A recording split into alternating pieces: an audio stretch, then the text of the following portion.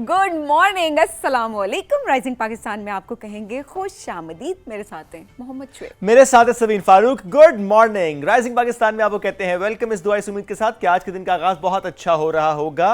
अगर नाश्ता नहीं किया तो बहुत गलत किया है, अगर प्लान भी नहीं किया तो और गलत किया है, अगर नहीं करना तो फिर तो बहुत ही गलत कर दिया है। इतनी सुबह सुबह कौन नाश्ता कर सकता है? मतलब ओके, आई डोंट नो। मुझे पर्सनली मुझे होता है कि अच्छा थोड़ा टाइम लगता है। चले 8 बज जाते हैं तो 8 के अराउंड 9 के अराउंड आप you can eat anything, but before that नहीं, कुछ लोग होते हैं जो वक्त पर नाश्ता करते हैं, स्पेशली हमारे वालिदैन। अगर हम उनकी बात करें वो टाइम पे नाश्ता करते हैं। ये बात है। वैसे जहाँ वालिदैन की आदतें खराब हो, आदतें खराब हमारी हैं, उनकी नहीं है। वो टाइम पे नाश्ता कर रहे हैं। चले ये अच्छी बात है। चले अब ये है कि मेरा ख्याल है जिनकी आदतें खराब हैं मुझ समेत, वो इस चीज को थोड़ा सा करना शुरू करें, मतलब टाइम टेबल बनाना शुरू करें कि अपनी हैबिट्स को अच्छी करें। ठीक है, देखिए हम अक्सर बात करते हैं तगड़ा नाश्ता करें ना, एनर्जी के साथ दिन का आगाज करें। हाँ, लेकिन तगड़े नाश्ते से मुराद मेरी वो नहीं है जो आपके माइंड में फौरन से निहारी ऊपर जिसमें तेल की तरी भी आ रही होती है।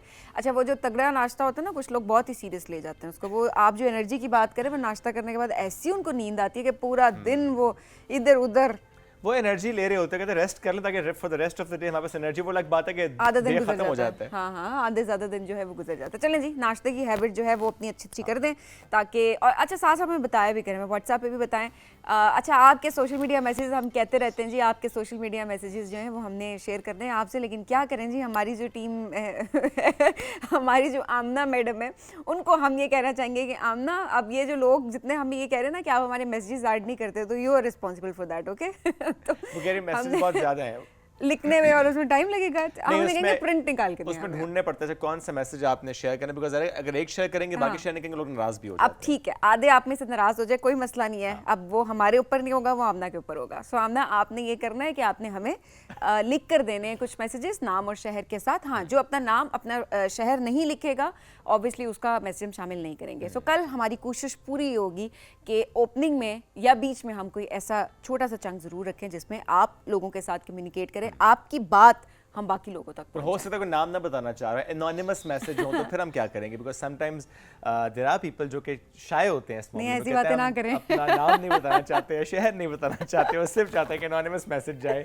सो हम उसे शामिल नहीं करेंगे। नहीं, समीन ने कहा हम शामिल नहीं करेंगे, तो हम कह रहे हैं हम शामिल नहीं करेंगे। नाम नहीं करेंगे भाई, ये शर्त है हमारी। अच्छा, यूं कर लेना, अगर आपने नाम नहीं बताना, आपके मिस्टर एम या मिस हाँ, मतलब कुछ भी। अच्छा, कुछ नहीं है तो अपना निकनेम लिख के भेज दें, हमें इसमें भी कोई मसला नहीं है जी। वो निकनेम भी नहीं बताना चाह रहे होंगे, अब फिर ना भेजे मैं मैसेज। नहीं भेजे वो मिस्टर एम के साथ भेज देना। सही है, ऐसे कर लें, आप लेटर के साथ भेज दें। ये मौजू नहीं था आज के प्रोग्राम का, ये हम किस तरफ को निकल पड़े हैं। अक्सर ऐसा होता है ना कि हम कहीं भी निकल जाते हैं। ये मैं गुफ्तगू के अंदाज में नहीं कह रहा, ये मैं घूमने फिरने के अंदाज में कह रहा हूँ। अक्सर होता है कि हम बस निकल पड़ते हैं घूमने फिरने। बहुत से लोग ऐसे होते हैं जिनको पर्सनली जानता भी हूँ, जो कि बस ऑन द गो, बस वो बैठे बैठे प्लान करते हैं कि लेट्स गो। समटाइम्स हम ये भी देखते हैं कि वो एक पोस्ट लगाते हैं कि हाइकिंग एनीवन या Chitral anyone, they just want to go with random people, which I understand कि sometimes it's fine but sometimes it's difficult as well। नहीं, कुछ लोग ऐसे होते हैं जो स्टेटस लगाते हैं माउंटेन्स कॉलिंग।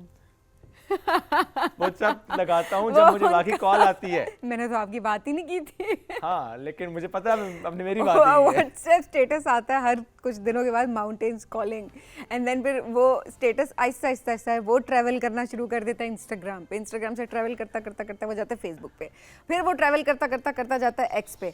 तो सारी जो ऐप्स है वहाँ पर मैसेज आने, वहाँ पर एक ही स्टेटस होता है थ्रू आउट, वो होता है जी माउंटेन्स कॉलिंग। और अगर माउंटेन्स एक्चुअली कॉल कर ले किसी उससे, जो ज़्यादातर करती हैं, तो फिर सारे स्टेटस भी वहाँ के होते हैं। सच एन एक्सपीरियंस, मुझे बड़ा अच्छा लगता है। और सही बता रही हूँ, मक्खन लगा रही, सही बात बता रही हूँ। मुझे इसलिए अच्छा लगता है कि घर बैठे हम जैसे लोगों को, आप जैसे लोगों की वजह से बहुत ज़्यादा चीज़ें पता चल जाती हैं, बहुत सारी जगहें, कल्चर का पता चलता है, और हमें लगता है कि हम अपने घर में बैठे हुए पूरे पाकिस्तान की सैर करें। अच्छा, उसमें ये भी सबीन फ़ायदा हो जाता है ना कि हर मौसम में हर इलाके का जो मंजर है वो मुख्तलिफ होता है। So when you are travelling at different time of year, तो उसमें डिफरेंट आपको रंग नज़र आ रहे थे, तो आप जो भी व्लॉगर्स हैं, जो भी कंटेंट क्रिएट कर रहे होते हैं, उनकी वजह से बहुत से लोगों को वो कंटेंट नजर भी आ रहा होता है, वो प्लान कर पाते हैं। अच्छा, हम भी किसी ना किसी इंस्पिरेशन ले रहे होते हैं, बहुत से लोगों को फॉलो कर रहे होते हैं। जैसे लास्ट टाइम मैंने जिक्र किया था काकलश्ट, मैं कभी नहीं गया था वहाँ पर, और बस एक दोस्त को मैंने देखा वो काकलश्ट में थे और मैंने उनकी वीडियो देखी और मैंने उस वक्त बैठे बैठे प्लान किया कि मैं काकलश्ट जा रहा हूँ नेक्स्ट ईयर। मैं चला गया तो मैंने बड़ा एंजॉय किया।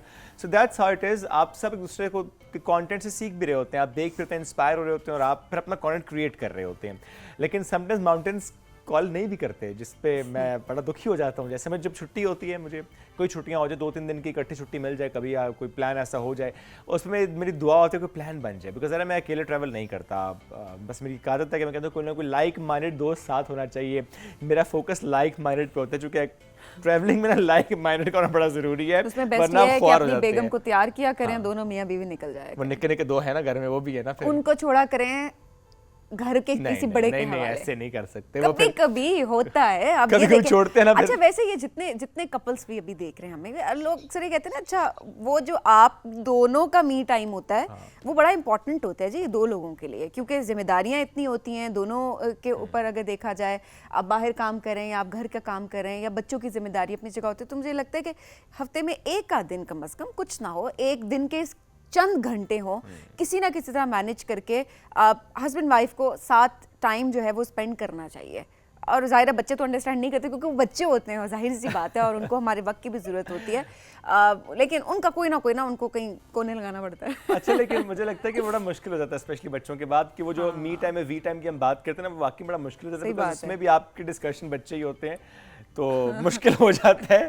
सही बात है। और समटाइम्स खामखा लड़ाई भी हो जाती है, तो बेहतर है बच्चों के साथ ही। ये बात सही है, बच्चों वाले ज्यादा बेहतर बात बता सकते हैं, वो ज्यादा बेहतर है। अब फिर मैं कह रहा हूँ, आज हम मौजूआत में इधर उधर क्यों भटक रहे हैं? मेरा ख्याल हम ब्रेक की तरफ बढ़ते हैं, क्योंकि आज हमने टूरिज्म पे स्पेसिफिकली बात करनी है और उसके मुख्तलिफ डोमेन्स पे हम डिस्कशन भी करेंगे, जिसमें हम potential of tourism in Pakistan, इस पर तो बात करते हैं from north to south. Tourism के एथिक्स पे भी हम बात करते हैं, लेकिन आज हम डिटेल से फिर इस पर बात भी करेंगे। मुख्तलिफ मेहमान साथ मौजूद होंगे, हम एक्सप्लोर करेंगे इस पोटेंशियल को भी, एथिक्स को भी, कौन कौन सी नई जगह हैं, किस तरह से काम हो रहा है।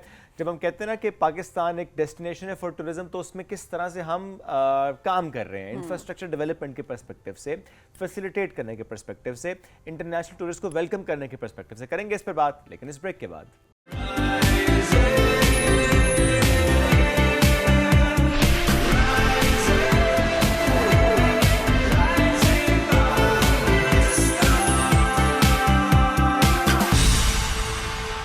Welcome back. राइजिंग पाकिस्तान में एक बार फिर कहते हैं खुश आमदीद। और आज के राइजिंग पाकिस्तान में हमने डिटेल से बात पाकिस्तान के टूरिज्म पर करनी है।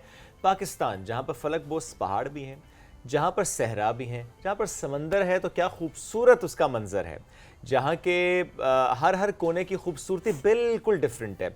अच्छा, कुछ ट्रैवल व्लॉगर्स ऐसे होते हैं जिनका फोकस सिर्फ नॉर्थ पे होता है, कुछ ऐसे होते हैं जिनका फोकस सिर्फ साउथ पे होता है, कुछ दोनों पर भी काम कर रहे होते हैं, कुछ होते हैं जो सिर्फ मेडोज एक्सप्लोर करते चले जाते हैं। जैसे हम कुछ नाम भी कर लें, जमशेद बरकी, हम सब जानते हैं उनका काम मेडोज पे काम करते हैं और बहुत खूबसूरत काम करते हैं, नए नए मेडोज एक्सप्लोर करते हैं, उसकी वीडियोस हम तक लेकर आते हैं।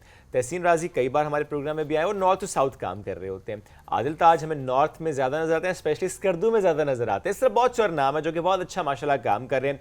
कुछ है जो कश्मीर स्पेसिफिक काम करते हैं, कुछ होता है जो सिर्फ कहते हैं हम पासेस को एक्सप्लोर करते हैं, उसकी वीडियोस बनाते हैं। और इसी तरह से हर तरह से काम हो रहा होता है और हमारे तक वो काम पहुंच रहा होता है। कुछ हमारी तरह के होता है जो कहते हैं बस इतना टाइम मिला है, बताओ इस टाइम में कहाँ जा सकते हैं, सेफली कहाँ पहुँच सकते हैं, अच्छा फैमिली के साथ जाना कितना आसान है, इस टाइम ड्यूरेशन में ही वापस भी हमें आना, तो अपने अपने अंदाज से हम लोग काम कर रहे होते हैं। लेकिन आज हम जो बात करेंगे वो है खूबसूरती अपनी जगह, लेकिन जब हम सकाफत की बात करते हैं, हम कल्चर की बात करते हैं, उसका जो टूरिज्म का पोटेंशियल है वो भी बेपनाह है पाकिस्तान में। ऐसे में अगर हम कैलाश का जिक्र करें, कैलाश क्या खूबसूरत वादी है और वहाँ के जो गांव है, बम्बुरेत भी है, बिरीर भी है, रंबूर भी है, लेकिन ज़्यादातर लोग बम्बुरेत जा रहे होते हैं। अच्छा, मैंने बड़ा सुना है कैलाश के बारे में, लेकिन अनफॉर्चुनेटली मैं अभी तक विजिट नहीं कर सकी, बिकॉज आप लोग जो मैं बता रही थी ना कि वीकेंड का इंतजार करते जाते हैं, मुझे कोई प्लान करने के लिए साल चाहिए होता है, हमें प्लान करने चाहिए करना है। बट इतना अच्छा लगता है कैलाश के बारे में हमेशा सुन के, और पढ़ के भी। यस। अब पढ़ने की बात मैं क्यों कर रही हूँ, क्योंकि कुछ किताबें भी हमारे सामने आई हैं जिसमें कैलाश के कल्चर के बारे में, वहाँ की सकाफत, वहाँ के लोग, वहाँ के ट्रेडिशंस, उसके बारे में बड़ी खूबसूरती से बयान किया गया। एब्सोल्युटली, ऐसे और ये बड़ा अच्छा होता है कि आपके पास ना लिटरेचर अवेलेबल होना चाहिए। मैं कहता हूँ कि रील्स के दौर में लिटरेचर की अपनी इंपॉर्टेंस है, वो होना चाहिए। सो आज हम कैलाश से मुतालिक भी डिटेल से बात करेंगे, क्योंकि कल वहाँ पर फेस्टिवल का आगाज़ होने वाला है, चिल्लम जोश। ये बड़ा ही ज़बरदस्त फेस्टिवल होता है और पूरा साल इंतज़ार भी कर रहे होते हैं, ना सिर्फ जो लोकल टूरिस्ट हैं बल्कि जो इंटरनेशनल टूरिस्ट हैं वो भी इंतजार करते हैं इस फेस्टिवल का कि वो जाएंगे और इसकी रंगीनियों में शामिल होंगे, कि वहाँ का जो कल्चर है वो तो नजर आएगा सो आएगा, लेकिन वो जो डांस होता है वो बड़ा प्यारा होता है, तो उसमें लोग शामिल भी होते हैं। आज हम इस पर बात भी करते हैं। हमें ज्वाइन किया है MD PDDC राना आफ्ताब साहब ने, उनके वेलकम करते हैं। अस्सलाम वालेकुम जी, कैसे हैं आप? वालेकुम अस्सलाम, बिल्कुल ठीक सर, बहुत शुक्रिया ज्वाइन करने के लिए। आपने कुछ किताबें भी अपने पास रखी हुई हैं, मैं ज़रूर चाहूँगा कि कैलाश से आगाज़ करते हैं। आप खुद कितनी बार आपने विजिट किया सर कैलाश का? मेरा ख्याल अभी तो याद भी नहीं, 20-22 दफ़ा तो कम से कम गया होऊंगा। इतनी दफ़ा से कोई नहीं गया होगा मेरे ख्याल में। पिछले कुछ सालों में मैंने उस कम्युनिटी के साथ काम भी किया है। अच्छा। उनके लड़के लड़कियों को एज ए गाइड ट्रेन किया है, वहाँ पे होटल मैनेजमेंट की ट्रेनिंग उनको दी है। एक पूरा गाइड बुक उनके कल्चर सकाफत के बारे में लिखा, और ख़ासतौर पर एक वेबसाइट उनको बना के दिया। अच्छा। ताकि वो डिजिटली लोगों के साथ डायरेक्टली कम्युनिकेट कर सकें। अच्छा, वो जो हमने देखा भी है कि वहाँ पे अब अगर इसी इंटरनेशनल टूरिस्ट ने भी आना होता है तो वो अब ऑनलाइन उनके साथ उनकी कम्युनिकेशन होती है। वो जो हम अक्सर देखते हैं ना कि अच्छा घरों में ठहराते हैं उनको, तो वो हम नज़र भी आ रहा होता है हमें। आप उसी वेबसाइट से मुतालिक बात कर रहे हैं? बिल्कुल, ये जो वेबसाइट बनाया ये मैंने पूरे चित्राल वैली के लिए बनाया है। इसको कोई भी एक्सेस कर सकता है, www.visitchitralvalley.com। और स्पेसिफिक पोर्शन पूरा कैलाश वैली के ऊपर है। असल में जो लोग हमारे जाते हैं उनको पता नहीं है ये कहाँ कहाँ पे लोग आबाद हैं। 3 वैलीज़ हैं जिनके अंदर इनके घर है, तकरीबन 5000 लोगों की पॉपुलेशन है। और जो सबसे इम्पॉर्टेंट बात है इन लोगों की कि ये तकरीबन इस वक्त दुनिया में जो लिविंग कल्चर हैं उनमें सबसे पुराना कल्चर है। ये कहा जाता है कि अलेक्जेंडर द ग्रेट के साथ 327 BC में इन इलाकों में आए थे और यहाँ सेटल हो गए, और आज तक अपनी उस ज़माने की हज़ारों साल पुरानी सकाफ़त को, मजहबी रवायात को ज़िंदा रखे हुए हैं। और ये बहुत कम रह गया दुनिया में ऐसे लिविंग कल्चर, इसलिए इनको मोस्ट इंडेंजर्ड इंडिजिनस कल्चर भी कहा जाता है। अच्छा सर, जाहिर सी बात है आपकी रिसर्च भी है इस हवाले से, इतनी मरतबा आपने विजिट भी किया है, एक वसी तजुर्बा उस हवाले से, क्योंकि हम हमेशा कल्चर को चेंज होते हुए देख रहे होते हैं, उसके अंदर चेंजेस हमें नज़र आ रही होती हैं। आपने कैलाश के कल्चर में चेंजेस देखी with the passage of time? बहुत। मैं जब पहली दफ़ा गया था, मुझे याद है उन दिनों मैं अभी हाई स्कूल में पढ़ता था। तो हम ट्रैकिंग करने गए थे, तो तब से लेके अब तक, ये 81 की बात है। तो बहुत सारी चेंजेस में से ये सोसाइटी गुजर रही है। ज़ाहिर है इन्फ्लुएंस उनके ऊपर भी असरअंदाज होता है। काफ़ी सालों तक वो इंटैक्ट रहे अपनी वादियों में, जब तक मीडिया का इतना असर नहीं था वहाँ पे। लेकिन अब क्योंकि डिजिटल ज़माना है, हर चीज़ वहाँ भी पहुँच गई है, इंटरनेट भी वहाँ पे है, मोबाइल भी है, तो उनके काफ़ी सारी रवायात में तब्दीलियाँ भी मैंने नोट की हैं। ख़ास तौर पे आप उनके ख़वातीन के जो लिबास को अगर देखें, तो अगर मैं 81 के लिबास को देखता हूँ तो वो जो पैटर्न उनके लिबास पे होते थे, या जो फैब्रिक या वो एम्ब्रॉयडरी यूज़ करती थी, अभी वो चेंज हो गई है। कलर में फ़र्क आ गया, उनके फूलों में बनाने में फ़र्क आ गया है, और बहुत सारी चीज़ों में उनके इस तरह से फ़र्क पड़ा है। लेकिन फिर भी अभी भी काफ़ी हद तक उन्होंने अपनी सोसाइटी को इंटैक्ट रखा है, अपने कल्चर की हिफाजत की है, और हमें मज़ीद इसके ऊपर कोशिश करनी चाहिए। मैंने इसीलिए एक रिस्पॉन्सिबल कोड भी बनाया लोगों के लिए, जो लोग वहाँ जाएँ वो इस चीज़ का ख्याल रखें कि हमने उनकी सकाफ़त को वैल्यू देनी है। ये नहीं कि हम मजबूर करें उनको कि वो अपनी सकाफ़त से हट के किसी और सकाफत को अपनाएं, तो ये बड़ा ज़रूरी है। ऑल्सो ये अपने बड़ी इंपॉर्टेंट बात भी की, जो लोग भी यहाँ से जाते हैं, वो आप किसी भी जगह पे जाएं, सिर्फ कैलाश की बात नहीं हो रही, बट आप कहीं भी जाते हैं पाकिस्तान में, तो वो कहते हैं ना जैसा देश वैसा भेष, तो वो इस चीज़ को वाकई आपको रिस्पेक्ट भी करनी चाहिए, उनके कल्चर की रिस्पेक्ट करनी चाहिए, उस लिहाज से अपने आप को ढाल लेना चाहिए। कुछ टाइम के लिए आपको अपनी पसंद नापसंद को साइड पे रखना चाहिए और अपने आप को आपको उस तरीके से लेके चलना चाहिए जो उस जगह के कल्चर है, जो आप उससे ये चीज़ रिफ्लेक्ट होती है कि आप वहाँ की जो सकाफत है उसको रिस्पेक्ट करें, वहाँ के लोगों को रिस्पेक्ट करें, वहाँ के ट्रेडिशंस को रिस्पेक्ट करें, तो इट्स इम्पॉर्टेंट। तो ये चीज़ें अपने माइंड में रख के आपको कहीं भी ट्रैवल प्लान करना चाहिए, मेरा पर्सनल पॉइंट ऑफ व्यू ये है। अच्छा सर, किताबें जो आपने लिखी हैं उनके बारे में कुछ बताएं, क्या चेंजेस उसमें भी, क्या आपने हिस्ट्री बेसिकली ये एक बहुत छोटी सी पॉकेट में रखने वाली गाइड बुक है, जो कि कोई भी टूरिस्ट जब जाए अपनी पॉकेट में रख के ले जाए। ठीक है। इसमें एक तो वहाँ जाना कैसे है, वहाँ रहना कहाँ पे है, और किन चीज़ों का ख्याल रखना जब आप सफ़र कर रहे हों, वो तमाम इसमें मालूमात मौजूद हैं। दूसरा इसका हिस्सा है कि जो कैलाशा कल्चर है वो क्या है, उनकी मजहबी रवायात क्या हैं, उनके फेस्टिवल कौन कौन से होते हैं, कब होते हैं। अक्सर लोगों को पता नहीं होता फेस्टिवल हो कब रहा है। इनके 4 बहुत इंपॉर्टेंट फेस्टिवल है, इनकी ज़िंदगी सारी सीजन के साथ चलती है। बिल्कुल ऐसे ही। अब ये जो आपने चिलम जोश का जिक्र किया, ये इनका पहला फेस्टिवल है। बहार के आमद के साथ ही जब पहले फूल खिलते हैं पहाड़ों की ढलवानों पे, लड़कियां जाती हैं, वो फूल लेके आती हैं, तो वहाँ से ऐलान हो जाता है कि अभी बहार शुरू हो गई। क्योंकि उससे पहले वो जो विंटर का टाइम होता है वो बड़ा सख्त टाइम होता है इन लोगों के लिए, घरों में मुकीद होते हैं। तो ये इनका 13 से लेकर 17 मई तक ये फेस्टिवल चलेगा। ये सब लोग इकट्ठे होते हैं अपने गांव में, नए लिबास पहनते हैं, बाहर को खुशामदेद कहते हैं, एक दूसरे के साथ अपनी चीज़ें शेयर करते हैं, और कम्युनिटी के इनके कुछ जो एरियाज़ बने होते हैं वहाँ इकट्ठे होके ये अपनी एक रिचुअल्स जो डांस की सूरत में होते हैं वो परफॉर्म करते हैं। ये कोई हल्ला गुल्ला वाले डांस नहीं है, वो अपने जो उनका खुदा है उसका शुक्र अदा करने के लिए वो कर रहे होते हैं। फिर इनका समर में एक फेस्टिवल आता है अगस्त के अंदर जाके, जब फसल कटती है, बिल्कुल वो सेलिब्रेट करते हैं हम। इसी तरह फिर अक्टूबर में फेस्टिवल इनका होता है जो कि अंगूर के फसल पकने के ऊपर इनका होता है। फिर सर्दियों में दिसंबर में एक फेस्टिवल होता है। तो 4 इनके मेजर फेस्टिवल हैं जो बड़े ये जोश खरोश के साथ मनाते हैं, और उनके साथ इनके फिर बहुत सारे रिचुअल्स जो हैं वो जुड़े होते हैं। लेकिन ज़्यादातर फोकस इस छोटी सी बुक के ज़रिए मैंने कोशिश ये की है कि उनकी जो सकाफ़त, उनकी मजहबी रसूमात, उनका रहन सहन का तरीक़ाकार, और किन चीज़ की हमें एज ए टूरिस्ट रिस्पेक्ट करना जब हम वहाँ पे जाएं, उसका इसके अंदर इजहार किया है, ताकि हमारे लोगों को पता चल सके कि ये कितना एक इम्पॉर्टेंट इंडिजिनस कल्चर है जो हमारे मुल्क में मौजूद है, और इसको किस तरह से हमें प्रमोट करने में हेल्प करना है, और उनको भी इस चीज़ की वैल्यू का एहसास देना है कि अगर वो अपने कल्चर की रवायात के साथ जुड़े रहते हैं तो वो उनके लिए भी अच्छा है। बिल्कुल। लोग उनकी तरफ आते रहेंगे, उनकी सेहत का कारोबार चलता रहेगा, और उनकी मुआशी ज़िंदगी जो है उस पर एक मुस्बत असर पड़ेगा। अगर वो अपनी सकाफ़ती रवायात को छोड़ दें और बाकी चीज़ें वहाँ पे तब्दील हो जाएं, तो ज़ाहिर है सियाहों के जाने में दिलचस्पी वहाँ पे वो नहीं रहेगी जो अभी है।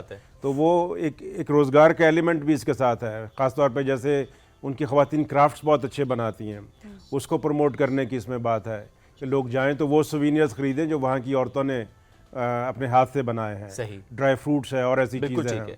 तो ये सब चीज़ें लोगों के लिए बड़ी यूज़फुल है, बड़ी अच्छी बात है। और वेबसाइट पे भी मौजूद है। हाँ, जिसको चाहिए वो PTDC से रब्ता कर सकता है, बुक मिल जाएगी। और जो डिजिटल देखना चाहता है तो विजिट chitralvalley.com पे जाए, ये सब वहाँ पे मौजूद है। इसी तरह ये गाइड बुक है जो कि कोड है पूरा एक, ठीक है, कि लोग जब जाएं तो थोड़ा सा पढ़ के जाएं इनके बारे में, ताकि उनको पता हो कि हम जिस एक डिफरेंट कल्चर में जा रहे हैं तो हमें किस तरह बिहेव करना है वहाँ पे, वहाँ के कुदरती माहौल का कैसे ख्याल करना है, वहाँ की सकाफती ज़िंदगी का कैसे ख्याल रखना है, और साथ ही साथ हमारे वहाँ जाने से उनकी ज़िंदगी पे एक मुआशी मुस्बत फ़ायदा क्या हो सकता है। टूरिज्म से अटैच्ड है वो। हाँ, उनकी बनाई हुई चीज़ें ख़रीदें, उनके होटलों में ठहरें, उनके बनाए हुए खाने खाएं, तो उनका लगाव सेहत के साथ अच्छा हो जाएगा। बिल्कुल ऐसे ही है सर। ऐसे में थोड़ा इंफ्रास्ट्रक्चर पे भी बात करते हैं। PTDC ने क्या किया, not just in Chitral, otherwise भी गिलगित बल्तिस्तान में भी, बाकी इलाकों में भी इंफ्रास्ट्रक्चर के लिए क्या किया? देखिए, ये हमारा लास्ट टाइम भी हमने जब मेले से बात की थी तो तब से हम इसको बेहतर करने की तरफ लगे हुए हैं। इस साल वो जो मोटल्स हमने लीज आउट किए थे, अब वो तकरीबन सारे रेडी हो गए। Okay. And they are almost now at the level of 3 to 4 star facility. Okay. Skardu में, हुंजा में, खपलू में, गोपिस में, ये सब जो प्राइवेटाइज हमने प्रॉपर्टीज़ को किया था, उनका फ़ायदा ये हुआ कि प्राइवेट बिजनेसेस भी प्रमोट हो रहा है, और गवर्नमेंट के टैक्स पेयर के पैसे लगाए बगैर हमने उन मोटल्स को अच्छी हालत में कर भी लिया है। इसी तरह जो हमारे जो पार्टनर ऑर्गेनाइजेशन है, जैसे KP के अंदर KP टूरिज़म अथॉरिटी है, गिलगित बल्तिस्तान टूरिज़म है, कश्मीर है, उन्होंने भी बहुत सारा नई इन्वेस्टमेंट की इंफ्रास्ट्रक्चर को इम्प्रूव करने के ऊपर। बहुत सारी जगह जहाँ पे फैसिलिटीज़ नहीं थी वहाँ पे रेस्ट हाउसेज़ को ठीक किया है, नए पॉड बनाए हैं। फॉर एग्जांपल कैलाशा वैली में अभी पूरा एक पॉड्स का रिजॉर्ट है, आप वहाँ पे भी जाकर ठहर सकते हैं। वो जो KP टूरिज्म अथॉरिटी ने बनाए। बिल्कुल सही है। इसी तरह जो पुराने रेस्ट हाउसेज थे उनको ठीक किया गया है। तो इंफ्रास्ट्रक्चर में आहिस्ता आहिस्ता काफ़ी बेहतरी आ रही है। ये एक बड़ा इन्वेस्टमेंट का काम है, लेकिन यह है कि अब एक स्ट्रीमलाइन हो गई है पॉलिसी, तो वो चीज़ें चल पड़ी हैं। सड़कों की बहुत हालत बेहतर हो गई है। सही। आपने देखा एक्सप्रेस वे भी सवात की, उससे बहुत स्वात की जबरदस्त। एक्सेस बेहतर हो गई।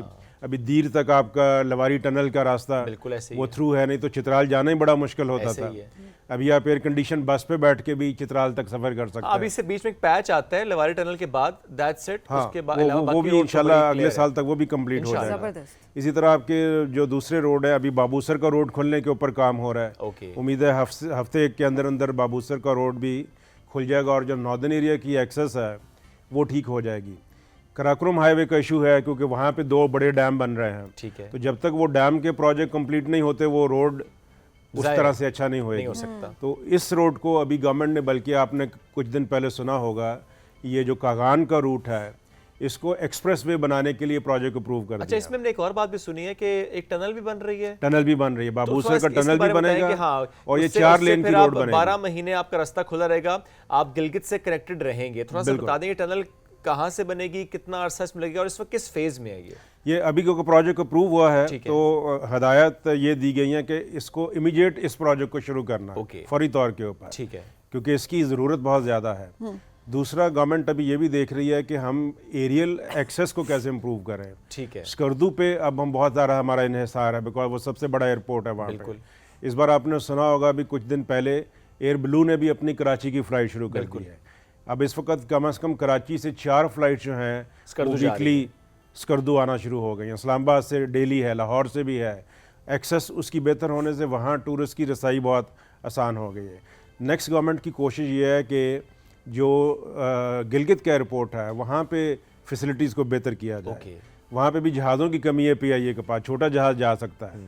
तो अगर वो बेहतर हो जाता है तो उसकी एक्सेस भी बेहतर होगी। चित्राल एयरपोर्ट को दोबारा इस्तेमाल करना शुरू किया गया, उसकी फ़्लाइट भी अभी बहाल हुई है।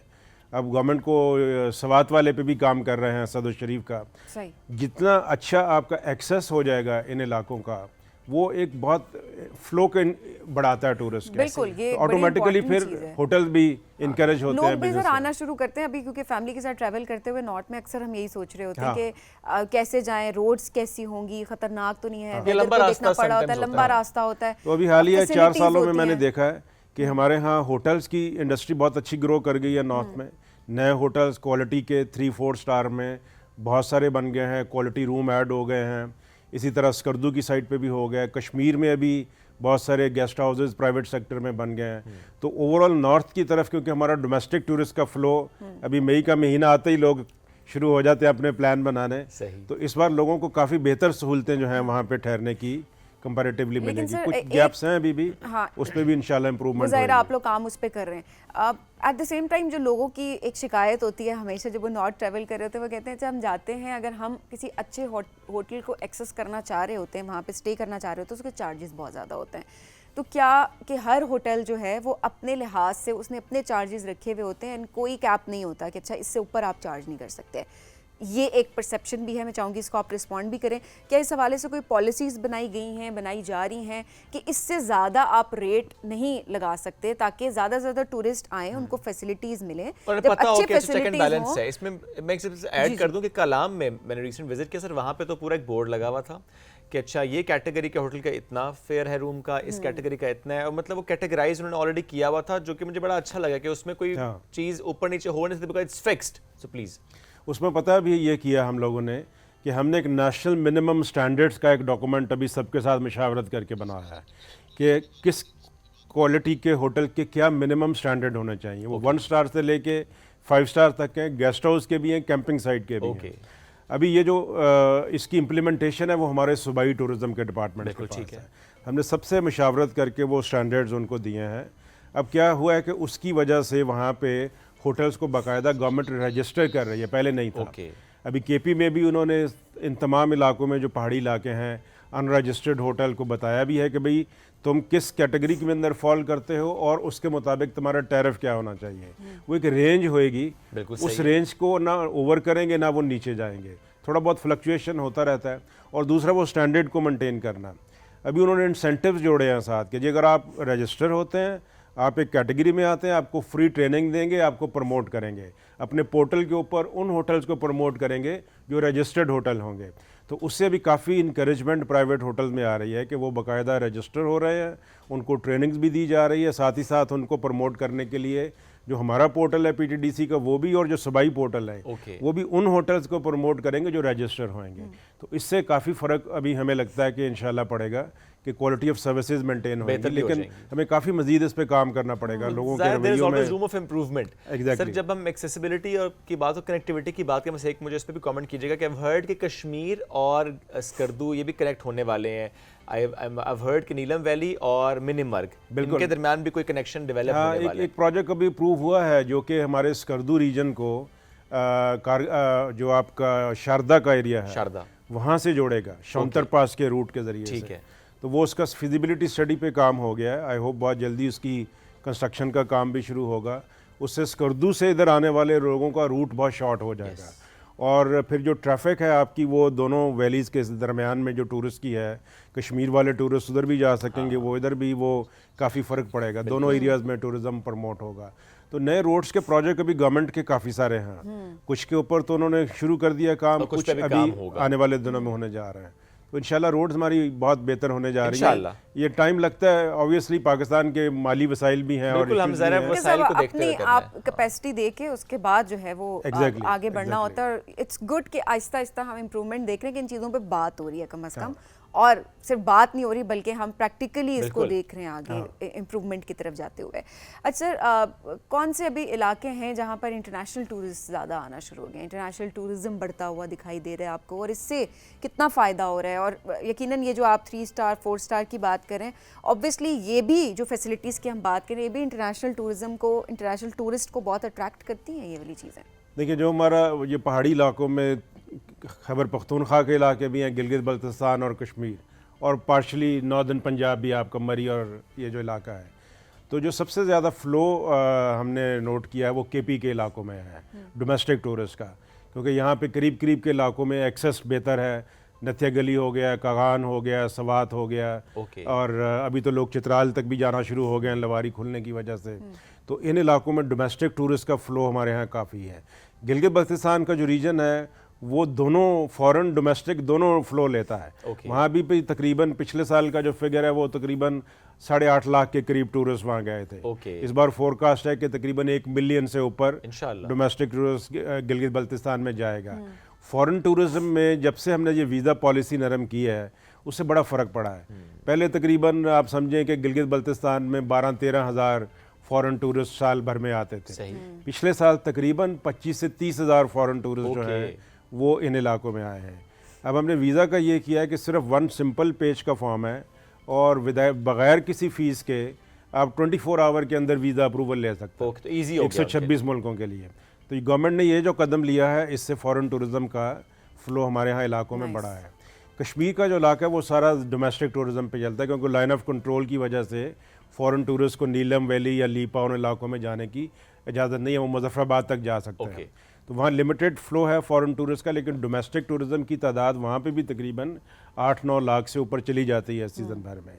और पंजाब और गलियात का रीजन तो आपको पता है, मरी तो वो हब है और वहाँ तो तकरीबन 2 मिलियन से भी ऊपर टूरिस्ट जो है साल भर में आता है। तो हमारे नॉर्थ को अगर हम देखते हैं तो ये जितने पहाड़ी इलाके हैं हमारे, ये तकरीबन ओवरऑल टूरिज़म का 70% फ़्लो इधर को है। ठीक है, अगर हम कहते हैं कि जी हमारी इकॉनमी इस वक्त पाकिस्तान की तकरीबन जो इकोनॉमिक इम्पैक्ट हम वर्कआउट करते हैं अपने तौर पे वो 6 खरब के बराबर है टूरिज़म का। तो उस 6 में से 70% जो है वो इन इलाकों में जाता है। तो आप अंदाज़ा कर सकते हैं इन इलाकों की इकॉनमी के ऊपर कितना टूरिज़म का असर है, क्योंकि वहाँ पे और इंडस्ट्री तो है कोई नहीं, बड़े बड़े कारखाने नहीं हैं और इतनी बड़ी ज़मीनें भी नहीं है वहाँ पे बड़े पैमाने पे खेती बाड़ी हो सके। तो टूरिज़म का बहुत सारा लोगों के ज़िंदगियों के साथ जुड़ाव है और उनका इन्हिसार इसके ऊपर बहुत ज़्यादा है। तो इसलिए गवर्नमेंट कोशिश भी करती है कि इन इलाकों में भरपूर तरीके से काम किया जाए, ताकि एक तो लोकल इकॉनमी डेवलप हो और उसके साथ साथ जो आपकी ज़ाहिर है बहुत सारी और इंडस्ट्रीज़ को भी फायदा होता है, साथ कंस्ट्रक्शन भी होती है, लिनन की इंडस्ट्री, फूड की इंडस्ट्री, सब कुछ जुड़ा हुआ है उसके साथ। हाँ, हम साउथ पे क्या काम कर रहे हैं? साउथ में अभी 2-3 चीज़ों पे काम हो रहा है। एक तो पंजाब ने अभी एक प्रोजेक्ट उन्होंने शुरू किया इकोनॉमिक ग्रोथ का। उसमें उन्होंने मुल्तान, उच्चरीफ और बहावलपुर और चोलिस्तान का एक क्लस्टर प्रोजेक्ट है जिसकी वो पूरी एक फिजिबिलिटी बना के उसको डेवलप करने के ऊपर काम कर रहा है। इसी तरह साउथ में सिंध के अंदर जैसे थरपारकर का एरिया है वो बहुत इंटरेस्टिंग इलाका है। वहाँ पे सिंध टूरिज़्म जो है वो अभी इन्होंने कीरथर के इलाके को वो डेवलप करने के ऊपर अभी काम कर रहे हैं। कुछ उन्होंने फैसिलिटीज़ वहाँ पे इम्प्रूव कर भी ली हैं।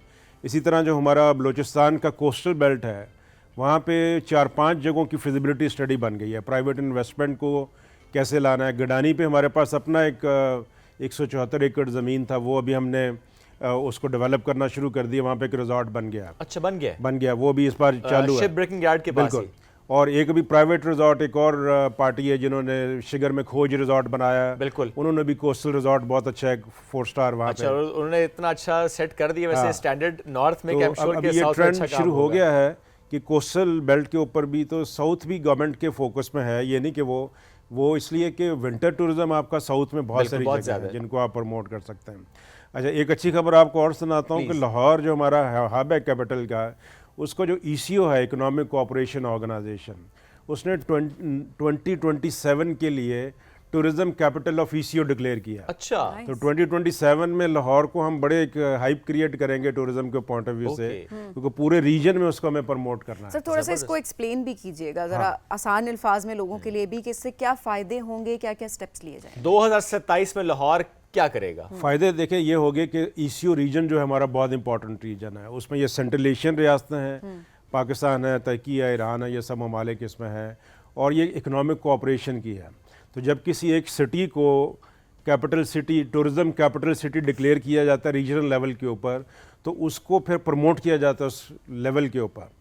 तो गवर्नमेंट ऑफ पंजाब जो है वो पूरा 27 के लिए कैलेंडर ऑफ इवेंट डिज़ाइन कर रही है कि पूरा साल वहाँ पे डिफरेंट किस्म के फेस्टिवल्स होंगे, टूरिज़म रिलेटेड एक्टिविटीज़ होंगी, कॉन्फ्रेंसेस होंगी, ताकि लाहौर को हम प्रमोट करें कि ये एक टूरिज़म का पाकिस्तान में एक मेजर हब है।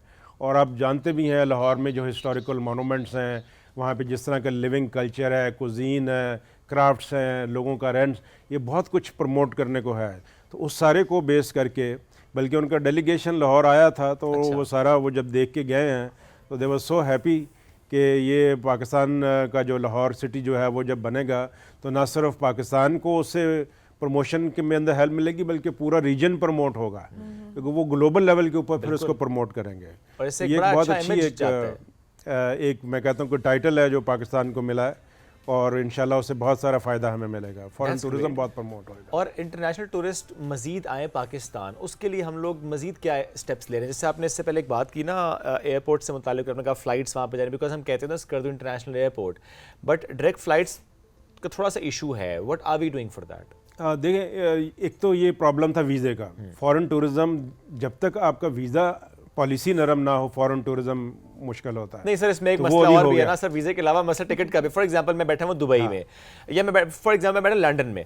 अब लंदन में बैठा हुआ एक शख्स अगर ये सोचे कि मुझे पाकिस्तान जाना है और वही सोचे कि मुझे टर्की जाना है, सर कॉस्ट का बहुत फर्क है। पाकिस्तान आना बहुत महंगा है लंदन से, टर्की जाना उनके लिए आसान है, बाकू जाना उनके लिए आसान है, मलेशिया जाना उनके लिए आसान है। अगर आप वर्किंग करते हैं, मैंने तो खुद भी ट्रैवल किया दूसरे मुल्कों में, जो एक ग्लोबल रेटिंग बनती है दुनिया के तकरीबन सारे ममालिक की, सही, तो उसमें जो कॉस्ट वाइज जो रेटिंग है पाकिस्तान की वो बहुत ज़बरदस्त है। अच्छा। वो दुनिया के पहले 30 मुल्कों में आता है, सस्ते ममालिक। नहीं सर, मुल्क सस्ते की बात नहीं कर रहा मैं, ट्रैवलिंग की बात कर रहा हूं। ट्रैवलिंग के एतबार से अच्छा, पाकिस्तान में टूर करना दुनिया के बहुत सारे ममालिक की निस्बत सस्ता है। ओके, और ये बाकायदा इंडेक्स के अंदर ये बात आई हुई है। अब सिर्फ हमें जो प्रॉब्लम है, मैं आपको बताऊं आपको क्यों महंगा लगता है, हमारी air connectivity is expensive, because हमारी डायरेक्ट फ्लाइट नहीं है। अब लंदन से जिस बंदे ने पाकिस्तान आना है वो पहले दुबई उतरेगा या दोहा उतरेगा या इस्तांबुल उतरेगा, फिर अगली फ्लाइट लेगा, तो उसका 7-8 लाख रुपए का तो टिकट बनेगा। बिल्कुल ऐसे ही। अगर हमारी डायरेक्ट फ्लाइट हो तो हम 4 लाख रुपए में, 3.5 लाख रुपए में टूरिस्ट को ला सकते हैं। That is the major factor. हमारा अपना टूर इतना महंगा नहीं है। वो तो मैं कहता हूँ कि दुनिया के चीपेस्ट कंट्रीज में, लेकिन जो कनेक्टिविटी वाली बात है ना, फ्लाइट्स वाली बात है, ये बड़ा इंपॉर्टेंट है सर। देखें जैसे टर्की है या बाकू है या बहुत सारे ममालिक हैं, वो हम देखते हैं कि उनकी जो अपनी एयरलाइंस होती हैं वो ऐसे प्रमोशंस ऑफर कर रही होते हैं कि लोग उससे एंटरटेन होते हैं, उसको उससे फैसिलिटेट होते हैं। हम ये क्यों नहीं कर पा रहे? बस दुआ करें हमारे PIA के हालात अच्छे हो जाएं। इंशाल्लाह। जैसे ये प्राइवेटाइजेशन अभी गवर्नमेंट कोशिश कर रही है, मैनेजमेंट इम्प्रूव होएगी, तो PIA आपको पता है एक वक्त था सारी दुनिया के साथ डायरेक्ट फ्लाई करती थी। यूरोप के तमाम ममालिक के साथ तकरीबन हमारी डायरेक्ट फ्लाइट थी, Canada, America, far east. PIA was one of the best carrier in the world. जो हैं उनके अब ये कुछ प्रॉब्लम्स हमारे जो हैं, अभी रिसेंटली गवर्नमेंट ने अपना पेरिस सेक्टर खोल दिया है, अब लंदन खोलने जा रहे थे कुछ, लेकिन उसमें उन्हीं दिनों कुछ प्रॉब्लम हो गया, आपको पता वो कराची का जो वाक़या हुआ था वो ना होता तो लंदन की फ़्लाइट बहाल हो गई होती अभी तक। तो हमारी यूरोप के साथ डायरेक्ट कनेक्टिविटी का होना बड़ा ज़रूरी है।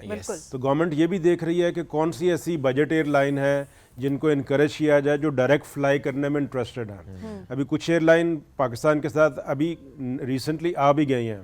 फॉर एग्जांपल ताशकंद के साथ हमारा राब्ता नहीं था, उज़्बेक एयर ने अभी अपनी 2 फ्लाइट्स वीकली शुरू कर दी हैं। मलेशिया की एक बजट एयरलाइन है for example air Asia budget, वो उन्होंने भी फ्लाइट शुरू कर दी है। इसी तरह को 2-4 और ममालिक भी हैं जो अपनी डायरेक्ट फ्लाइट हमारे साथ शुरू करने जा रहे हैं। डायरेक्ट कनेक्टिविटी, एयर कनेक्टिविटी आज के दौर में बहुत इंपॉर्टेंट फैक्टर है, क्योंकि कॉस्ट भी और टाइम भी। ये जो इनडायरेक्ट फ्लाइट होती है उसमें आपका बहुत बड़ा ले ऑफ टाइम होता है एयरपोर्ट्स के ऊपर, जो लोग पसंद नहीं करते कि आप 2-2 दिन आने में और 2-2 दिन जाने में लग जाएं। वो तो चाहते हैं डायरेक्ट फ्लाइट पकड़ें, 4-5 घंटे में पहुंचे अपने टूर पे। स्कर्दू एयरपोर्ट मैं समझता हूँ अगर गवर्नमेंट थोड़ी सी तवज्जो उस पर दे, Chinese are very keen to start a direct flight. अच्छा, दुबई से ऑलरेडी डायरेक्ट फ्लाइट का हो गया, कुछ और एयरलाइन भी आ रही हैं। उसको हमें बहुत तेज़ी के साथ इंटरनेशनल एयरपोर्ट के लेवल के ऊपर लाना चाहिए। अभी उसका इंफ्रास्ट्रक्चर छोटा है। अभी भी आप देखते हैं तो समटाइम कहा जाता है कि Skardu is now the busiest airport इन पाकिस्तान। एक दिन में 4-4 फ्लाइटें उतर रही हैं, 4 जा रही हैं, 8 फ्लाइट ऑपरेट हो रही है। वहाँ पे छोटा सा एयरपोर्ट है। सर क्या खूबसूरत वो फ्लाइट होती है, ये भी इसको भी जरा मेंशन करने की बहुत जरूरत है कि क्या खूबसूरत। आई होप गवर्नमेंट की नज़र में है ये चीज़ें, और फोकस भी है एंड इट्स गुड कि सर फोकस भी किया जा रहा है, काम हो रहा है इसके ऊपर, और आहिस्ता आहिस्ता करके बहुत सारी खुशखबरियां खैर आपने हमारे सेगमेंट में हमें सुनाई है। And we are so happy कि जब आज हम टूरिज्म की बात कर रहे हैं कि आपने पाकिस्तान की, क्योंकि हम कहते हैं ना हमारा मुल्क बड़ा प्यारा है, जब ये इतना प्यारा मुल्क है तो हम चाहते हैं पूरी दुनिया आके इसको देखे। एक तो ये कि पाकिस्तान का एक पॉजिटिव इमेज, एक सॉफ्ट इमेज जाता है सामने, ये ज़रूरी होता है। सेकंड ये कि ऑब्वियसली हम अगर इकोनॉमिकल पॉइंट ऑफ व्यू से भी अगर देखें तो जाहिर सी बात है कि जितने टूरिस्ट आएंगे, जितना टूरिज्म को प्रमोट किया जाएगा, उसी लिहाज से अगर देखा जाए तो हमारी इकोनॉमी बहुत हद तक इम्प्रूव हो जाएगी। और यकीनन जब पोटेंशियल है इस ज़मीन में, इतनी खूबसूरती है यहाँ पर, आप साउथ की बात करें, आप नॉर्थ की बात करें, अब पूरे पाकिस्तान की बात करें जब, तो यकीनन हमें सिर्फ जो है उसको टैप करना है और मेहनत करनी है, जो कि होती हुई हमें दिखाई दे रही है। सर बहुत शुक्रिया प्रोग्राम में वक्त देने के लिए। नाज़रीन, हम बढ़ेंगे एक ब्रेक की जानिब, स्टे विद अस।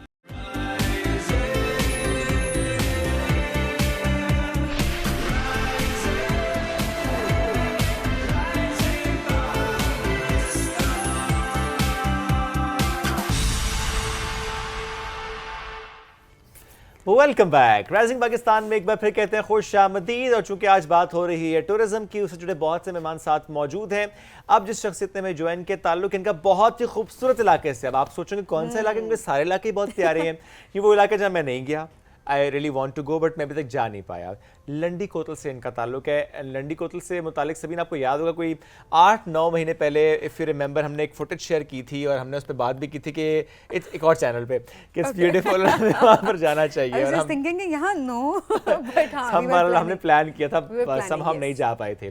सो लंडी कोतल से इनका ताल्लुक है। इट्स अगेन मैं मेंशन करूँ कि बहुत प्यारा इलाका, लेकिन कुछ चीज़ें डेवलप हो जाती है ना, परसेप्शन डेवलप हो जाते हैं। अच्छा, यहाँ पर जाना इस नहीं, थोड़ा सा शायद सिक्योरिटी पर्सपेक्टिव से देखिए, ये आज हम बात भी इसलिए कर रहे हैं कि देखिए ये सारे जो इस तरह की रॉन्ग परसेप्शन है, हमें इनको खत्म करना है।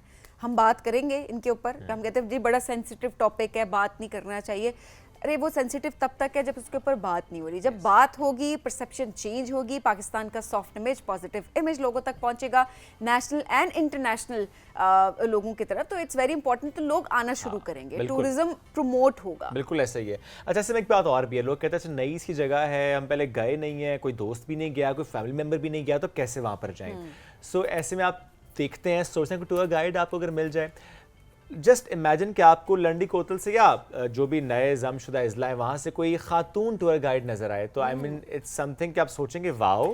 सो आज एक ऐसी ही फीमेल टूर गाइड से हम आपकी मुलाकात कराएंगे, जिनका मैंने जिक्र किया ताल्लुक लंडी कोतल से, लेकिन जिस तरीके से वो गाइड कर रही हैं, लोगों को वहाँ तक पहुँचा रही हैं, लोगों को फेमिलियराइज कर रही हैं, कनेक्ट कर रही हैं फ्रॉम पंजाब, केपी के बाकी इलाके, सिंध, बलोचिस्तान, गिलगित बल्तिस्तान के आप लोग यहाँ पर हैं, नॉट जस्ट डोमेस्टिक टूरिज्म। आज आप दोस्ती कर सकते हैं मारिया से। मारिया नाम भी है, मारिया खान हमारे साथ मौजूद है।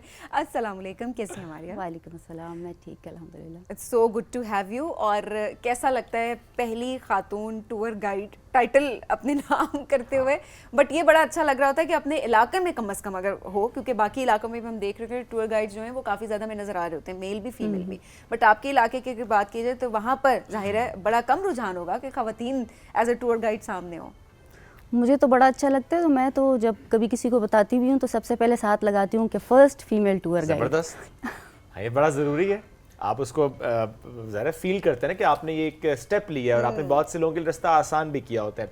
अच्छा मारिया, थोड़ा सा सफ़र भी बताएं ना, आप तो मैंने सुना पायलट बनना चाहती थी, ये पायलट बनते बनते कहाँ लैंड हुई हैं आप एज ए टूर गाइड?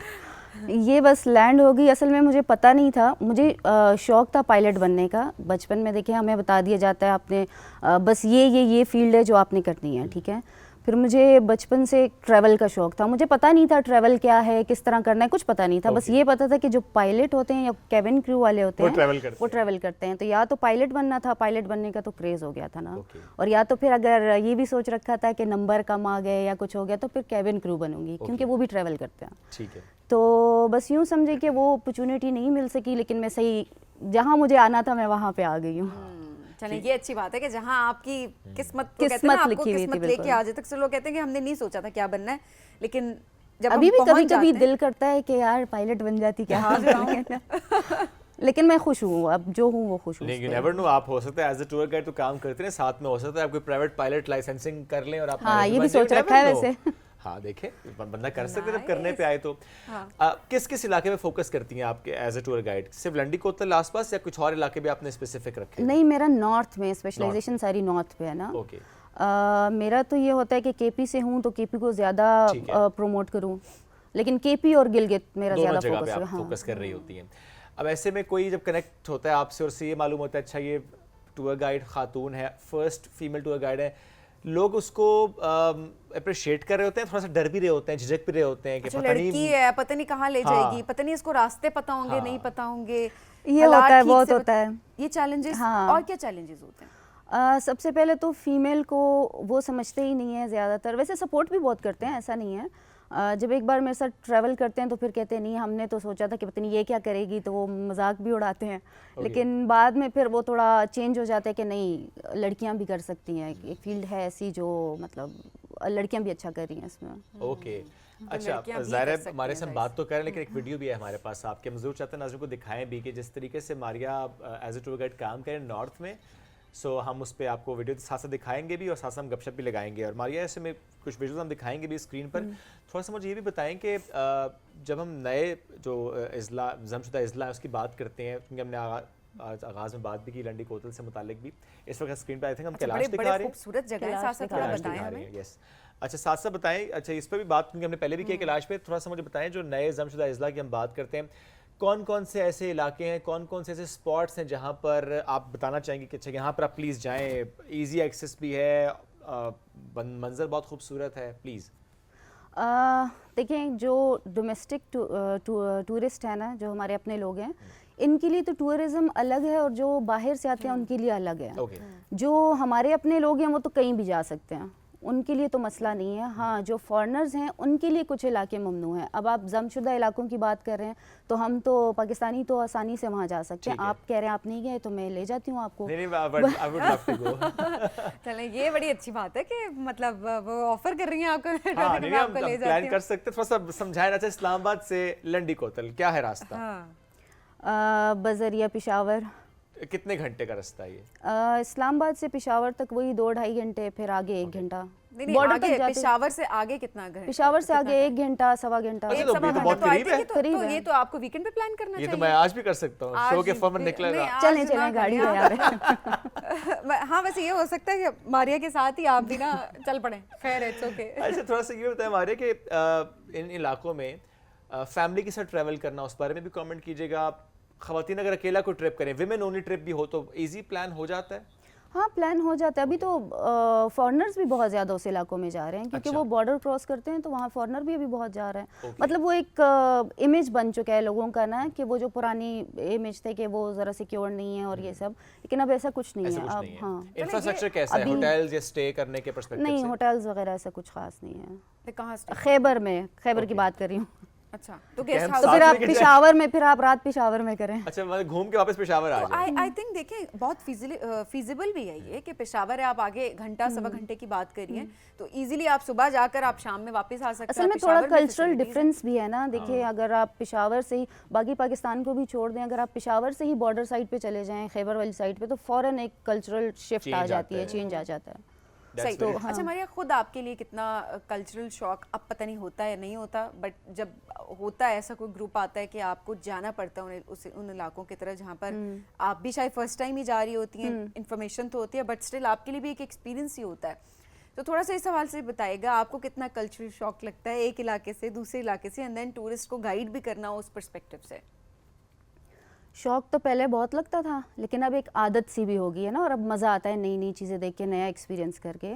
और हम जब किसी इलाके में जाते हैं, हमें पता होता है अब एक नई आइटनरी, एक नई डिमांड आई है, तो पहले से उसके बारे में पढ़ के जाते हैं, ताकि ऐसा ना हो कि टूरिस्ट को गाइड करे खुद ही ना आता हो। मेरे साथ हुआ भी एक बार ऐसा कि मैंने पढ़ा नहीं था तो मैंने गलत गाइड कर दिया, तो वो टूरिस्ट को मुझसे ज़्यादा पता था। टूरिस्ट वैसे बहुत अवेयर होते हैं, वो अपना होमवर्क करके आते हैं। फॉरेनर्स स्पेशली बहुत होमवर्क करके आते हैं, उनको आपसे ज़्यादा पता होता है ना। हम जैसे तो मैं तो कोई हम एक्चुअली इजी ले रहे होते हैं ना कि मेरा अपना मुल्क है, चलो ठीक देख है। लेंगे, तो उनको पता होता है कि किस जगह पर जा रहे हैं, हर बिल्कुल, चीज़ को कौन वो सी गाड़ी जाती है, क्या होता है, कितना फासला है, वो पूरा होमवर्क टिक करके करना आते होता है हैं सारी बिल्कुल। चेकलिस्ट। अच्छा मारिया, अभी सिर्फ खवातीन आती हैं या फिर मिक्स का ग्रुप होता है, ज़्यादातर की मैं बात कर रही हूँ, बिकॉज अगर मैं ट्रैवल करना चाहूँ तो खैर बहुत सारे हम में से हम सबकी प्रेफरेंस ये होती है कि अगर अच्छा हम ट्रैवल करें तो हमारे साथ फीमेल टूर गाइड हो तो बहुत अच्छी बात है, अगर एज अ फीमेल मैं जाना चाह रही हूँ तो ये एक बड़ा एक सेंस ऑफ रिलीफ और ये बड़ी एक सुकून वाली चीज़ होती है कि ठीक है कि एक खातून है। उस पर्सपेक्टिव से क्या ख़वातीन ज़्यादा आ रही होती हैं, गर्ल्स ओनली ट्रिप जिस तरह शुएब ने बताया था वो होते हैं सिर्फ, या मिक्स का ग्रुप भी होता है, ज़्यादातर क्या होता है? हर तरह के ग्रुप्स आते हैं, मिक्स ग्रुप्स भी होते हैं और ओनली फीमेल भी होता है। ओनली फीमेल का ज़्यादा आता है कि वो मतलब फीमेल के साथ सिक्योर फील करते हैं ना, कि वो अपनी बात भी आराम से समझा सकेंगे, इसके कोई मसला हो या कुछ हो तो इजीली बात कर सकते हैं। हाँ, तो फीमेल ओनली ग्रुप को मैनेज करना आसान होता है या कि दूसरे जो फीमेल को हैंडल करना बड़ा मुश्किल है। आराम आए? क्यों? नखरे बड़े होते हैं आप लोगों के। एक्चुअली जो फीमेल के ग्रुप्स आते हैं वो ऐसे होते हैं जो ज़्यादा ट्रैवलर्स नहीं होते हैं ना, वो शौकिया ट्रैवल में आते हैं, तो उनको समझाना बड़ा मुश्किल होता है कि आप ट्रैक पे हील नहीं पहन सकते। नहीं एक मिनट, ये हील पहन के आती है पहन के ट्रैक आती पे? है। हील पहन के ट्रैक पे? 1-1 इंच की तो हील, अक्सर खुली चप्पल भी पहन के आ जाते हैं, तो जाते जाते उनके हाथ में पकड़े होते हैं क्योंकि टूट जाती है जूती। फैशन भी तो करना है ना जी। हाँ, वो Reels तस्वीरें भी तो लेनी। बनानी, पिक्चर्स भी तो लेनी होती अरे है अब तो ना। फैशन का आप जॉगर्स असल में मैं स्नीकर्स उनको में इतना अच्छा फैशन हाँ, कर मैं सकते उनको नहीं कर रही ना समझाती अभी। हूँ कि आप अपने बैकपैक्स में थोड़ा बहुत रख लें, जहाँ आपने खड़े होकर तस्वीरें लेनी वहाँ है heel वहाँ पहन लें। हाँ वहाँ पहन लें। लेकिन वो अक्सर यूँ करते हैं कि उनको वो कहते हैं शायद वैसे ही कह रही है। तो फिर आधे रास्ते में जाके या उनको होता है कि पता चलता सामान उठाना पड़ेगा। नहीं, सामान तो साथ में पोर्टर्स होते हैं ना, वो तो मसला नहीं होता, वो तो हम पूरा ब्रीफ करते हैं। लेकिन कुछ लोग होते हैं जो कहते हैं कि नहीं शायद ऐसा ना नहीं, होता, वैसे ऐसा तो होता। सोच हाँ। के अभी मेरे पाँव में दर्द शुरू हो गया है। सिर्फ सोच के मैं तो इमेजिन कर रही हूँ कि आपकी हिम्मत को सलाम जी। मेरे साथ जो- एक लड़की गई थी, हम लोग हाइकिंग के लिए गए थे और उसने 4 इंच की हील पहनी थी। वो अभी भी मेरे पास उसकी Hiking पिक्चर्स करते हुए? और वो इतनी तगड़ी थी, वो उस हील में गई भी है और वापस भी आई है। तो वो वाहिद थी जो मुझे याद है कि वो हील में हाइक करके गई थी और अभी तक वापस ठीक आई है। वो अभी तक शी ठीक डाइड। है? बहुत प्रो ट्रैवलर थी, बड़ी अच्छी अच्छा, थी, अच्छा, बट अनफॉर्चुनेटली। ओके। चले शौक की भी अगर आप मैनेज कर सकते हैं तो आई थिंक इट्स फाइन कि आप मैनेज करें, बट अपने ऊपर रहम करें, मत करें इस तरह से कि हाँ, क्योंकि आपकी कमर को जोर आता है, आपके Exactly. मसल्स और खुदा ना टूट खास्ता सकते आपका पाँव हैं, मुड़ जाएगा, आपकी आप- नी इंजरीज हो सकती हैं, एंकल में। मतलब आपको अगर टूर गाइड का मकसद क्या है, वो आपको यही बातें तो बताता है, आपको एजुकेट करता है, तो सुन लिया करें तो थोड़ा। ये मसला होता है और क्या मसला होता है? ये तो चलिए जूतों का मसला तो बड़ा जेन्युइन वैसे आपने इशू रेज किया है। एक तो जब रिस्पॉन्सिबल टूरिस्ट की बात करें तो जब भी आप ट्रैवल करते हैं तो मैं सबसे कुछ सवाल होते हैं जो फाइनल हो जाते हैं ना उनसे कि ये चीज़ आप बताएं। सबसे पहले तो मैं इनसे पूछती हूँ आपको कोई बीमारी तो नहीं है। अक्सर ट्रैवलर्स छुपा देते हैं, नहीं बताते। एक बार ऐसा हुआ था कि हम एक ट्रैवल पे गए थे, तो मैंने पूछा, क्योंकि हम इमरजेंसी सिचुएशंस के लिए पूछते हैं, आपके पास आपकी मेडिकेशन होनी चाहिए, अगर अचानक से कुछ हो जाए तो हमें पता हो कि इसको ये मसला है और हमें ये ऐड प्रोवाइड करना है इसको। तो एक बार ऐसा भी हुआ था कि वो जो ट्रैवलर था उसने छुपा दिया था, नहीं बताया था, तो वो आधे रास्ते में बेहोश हो गया। तो हमें कुछ पता नहीं था कि इसको हुआ क्या है। तो जब पता चला भाई उसको तो बड़ा सीरियस मसला है, तो मैंने बाद में पूछा आपने ऐसा क्यों किया, उसने कहा फिर आप मुझे ट्रैवल पे ना लेके जाती हैं। तो अब ना मैं बाकायदा उसमें लिखती हूँ कि इसका पर्पस ये है पूछने का, ये तो नहीं है कि आपको लेके नहीं जाया हाँ जाएगा, लेके जाया जाएगा, लेकिन आप हमें बताएं कि किस नौयत की बीमारी है, किस नौयत का मसला है, हवाले से इक्विप्ड हो। बिल्कुल। अच्छा, एज ए टूर गाइड क्या सर्टिफिकेशन होती है, किस तरह से आप लोगों की रजिस्ट्रेशन होती है, या कि बस एक शौक के तौर पे होता है, बस आपने जब सीख लिया और आपने काम शुरू कर दिया तो बस दैट्स इट? नहीं देखें, एक लाइसेंस होता है, Okay. टूर गाइड का लाइसेंस होता है, जिस तरह गाड़ी का लाइसेंस होता है, हर चीज़ का लाइसेंस होता है, ऐसे टूर गाइड का भी होता है। हमारे यहाँ मसला ये है कि हम किसी को देखें, कोई भी काम करता हो ना, हर एक का हक है वो कमाए, अच्छी ज़िंदगी गुजारे, लेकिन अगर आप किसी को एक काम करता हुआ देख रहे हैं और आप कह रहे हैं मैं भी ये करूँ, आपकी कोई एक्सपर्टीज़ नहीं है और आप बिना लाइसेंस के शुरू कर देते, तो आप अपनी इंडस्ट्री भी में अपना भी ख़राब करें, अगले का भी ख़राब करें। Putting life at risk as well. बिल्कुल। पहले अगर ट्रैवल की बात करूँ तो पहले आप खुद ट्रैवल करें, खुद सीखें, फिर लाइसेंस लें और फिर बाकायदा काम करें, क्योंकि ये एक बहुत बड़ी जिम्मेदारी है, बहुत बड़ी रिस्पॉन्सिबिलिटी है। कैसे लाइसेंस मिलता है, टूर गाइड का लाइसेंस कैसे मिलता है?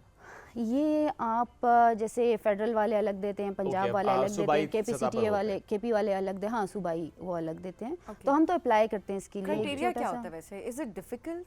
क्राइटेरिया ये है कि आपके पास डिग्री होनी चाहिए मास्टर्स की या BS लेवल की, फील्ड में, हाँ किसी भी फील्ड में, बस बंदा आपके एजुकेटेड हो, हाँ एजुकेटेड हो। और इसके अलावा कुछ हर डिपार्टमेंट की अपनी रिक्वायरमेंट्स है, लेकिन डिग्री का वो ज़रूर पूछते हैं, और ये मेरे ख्याल से एक अच्छी चीज़ है कि बंदा एजुकेटेड हो, क्योंकि अगर आप तो आर्कियोलॉजी में PhD कर रही हैं माशाल्लाह। हाँ जी। तो क्या सोचा है, अब आर्कियोलॉजी का थोड़ा सा लिंक तो बनता है खैर टूरिज्म से, ज़रा आप जिस तरह गाइड करते हैं स्पेशली ऐसी जगहों पे जहाँ पे आपने फिर उसकी हिस्ट्री पे बात करनी तो आपको ज़रा बेहतर पता भी होता है। अदरवाइज कुछ स्पेसिफिक रीज़न था आर्कियोलॉजी सब्जेक्ट पिक करने का? हमारे यहाँ ना कैरियर काउंसलिंग की बहुत ज़्यादा कमी है। जैसे मैं जिस इलाके से हूँ, जिस फैमिली से हूँ, हमारे यहाँ वही बात है कि डॉक्टर बन जाओ या टीचर बन जाओ, इसके अलावा कुछ नहीं। तो मुझे लाइफ में जहाँ से जो अपॉर्चुनिटी मिली मैंने अवेल की। तो जब मैंने BA किया, उसके बाद मैंने मास्टर्स में एडमिशन लेना था, तो मैं देख रही थी कौन से डिपार्टमेंट में लूँ, तो मैं यूनिवर्सिटी चली गई कायद-ए-आज़म। तो वहाँ पे मैंने सारे डिपार्टमेंट्स देखे, तो मैं आर्कियोलॉजी डिपार्टमेंट में चली गई। अच्छा। तो वहाँ पे जो HOD थे, आर्कियोलॉजी में बहुत कम लोग आते हैं ना, तो उन्होंने मुझे बिठाया, देखो हम यूँ ट्रैवल करते हैं। जब उन्होंने ट्रैवल का जिक्र किया, मैंने कहा बस यही है, ट्रैवल करते हैं बस यही करने हैं, फॉर्म लाओ। तो वहाँ से आर्कियोलॉजी का मुझे इतना पता नहीं था, मेरी अम्मी ने भी पढ़ी थी, लेकिन आपको पता है हमारे यहाँ जॉब्स का और वो उसका इतना फीमेल के लिए वो नहीं है, तो वो अक्सर कहती थी, तब मुझे इतना शौक नहीं था क्योंकि वो उस तरह से समझा नहीं पाती थी। तो मैंने जब डिपार्टमेंट देखा, मैंने कहा बस यही करना है। और आर्कियोलॉजी मुझे बहुत हेल्प आउट करती है टूरिज़्म में, क्योंकि सारे सब्जेक्ट्स कनेक्टेड होते हैं आपस में। जैसे अभी मुझे कोई हिस्ट्री बतानी हो, ज्योग्राफी बतानी हो, तो क्लाइंट को, गेस्ट को मैं बड़े अच्छे से एक्सप्लेन कर सकती हूँ। बल्कि आई थिंक आप ही एक्सप्लेन कर सकते हैं, नॉर्मली टूर गाइड नहीं कर पाते वो चीज़ें, क्योंकि कहीं किसी एक जगह से मुतालिक शायद उनको पता होगा, बट आपके पास एक वास्ट नॉलेज है। आपने लाइसेंस की भी बात की ना, यहाँ मैं एक और बात कर लूँ कि टूर गाइड का लाइसेंस याफ्ता होना इसलिए भी ज़रूरी है कि ज़्यादातर लोगों के साथ स्कैम्स हो जाते हैं। अभी रिसेंटली भी एक ग्रुप के साथ हुआ था, स्पेन से एक ग्रुप आया था, तो फिर उनको किसी ने मेरा रेफर किया कि इनसे अब मशवरा कर लें, क्योंकि वो बंदा पैसे लेके भाग गया उनके। तो इसमें ये पैसा लिया, हाँ, तो इसमें ये होता है कि जो लाइसेंस्ड गाइड होता है ना, उसकी आप कंप्लेन कर सकते हैं, उसको आप रिव्यूज़ दे सकते हैं। आपको पता होता है कि ये इस इदारे के साथ रजिस्टर्ड है, तो वो हाँ, जिस तरह आप बिना लाइसेंस के डॉक्टर के पास नहीं जा सकते, चाहिए, तो इस तरह बिना लाइसेंस के टूर गाइड के पास भी नहीं जाना चाहिए, वो चाहे फिर इंटरनेशनल टूरिस्ट हैं या कि फिर लोकल टूरिस्ट हैं। खुद भी रिस्पांसिबल बने, ये बड़ी इंपॉर्टेंट चीज़ है। बिल्कुल, हमारा ज़्यादातर जो लोकल डोमेस्टिक टूरिस्ट है ना, वो रिस्पांसिबल नहीं है बहुत चीज़ों में। अच्छे हैं, मतलब लोगों को ट्रैवल का शौक है, लेकिन वो एक जो रिस्पांसिबिलिटी होती है टूरिस्ट की, वो उठाने के लिए तैयार नहीं है कि नहीं। बहुत ज़रूरी है जी, अपनी हेल्थ से मुतालिक ज़रूर बताया करें, जिस तरह इन्होंने बताया, अपना होमवर्क करना बहुत ज़रूरी है। इसके अलावा कूड़ा ना फेंकें हर जगह, कूड़ा ना फेंकें। वो एक बात करने लगी थी कि रिस्पॉन्सिबल टूरिज्म की जब हम बात करते हैं ना, तो वो बड़ी इंपॉर्टेंट चीज़ें उसके अंदर आ जाती हैं। ये सब चीज़ें कि किस तरह से आपने रिस्पॉन्सिबिलिटी के साथ एक्ट करना है जब भी आप किसी टूरिस्ट स्पॉट पे जा रहे हैं। ना दूसरों को तंग करें, ना अपने आप को मुसीबत में डालें जी, इजी गोइंग होके चलें और पूरा पाकिस्तान घूमें। बहुत शुक्रिया मारिया प्रोग्राम में हमें ज्वाइन करने के लिए, बहुत अच्छा आप काम कर रही हैं। लेट्स सी किस्मत अब आपको कहाँ लेके जाती है, मैं यही बात बोलूंगी। स्टिल यू डोंट नो कि अच्छा किधर जाना है, क्या भी लेके जाएगी, बहुत अच्छा ही होगा इंशाल्लाह। इंशाल्लाह आपके लिए बहुत अच्छा करेगा। Wish you good luck. Thank you very much. हम एक ब्रेक की तरफ बढ़ेंगे, ब्रेक से वापस आएंगे, रहिए हमारे साथ। ये है राइजिंग पाकिस्तान।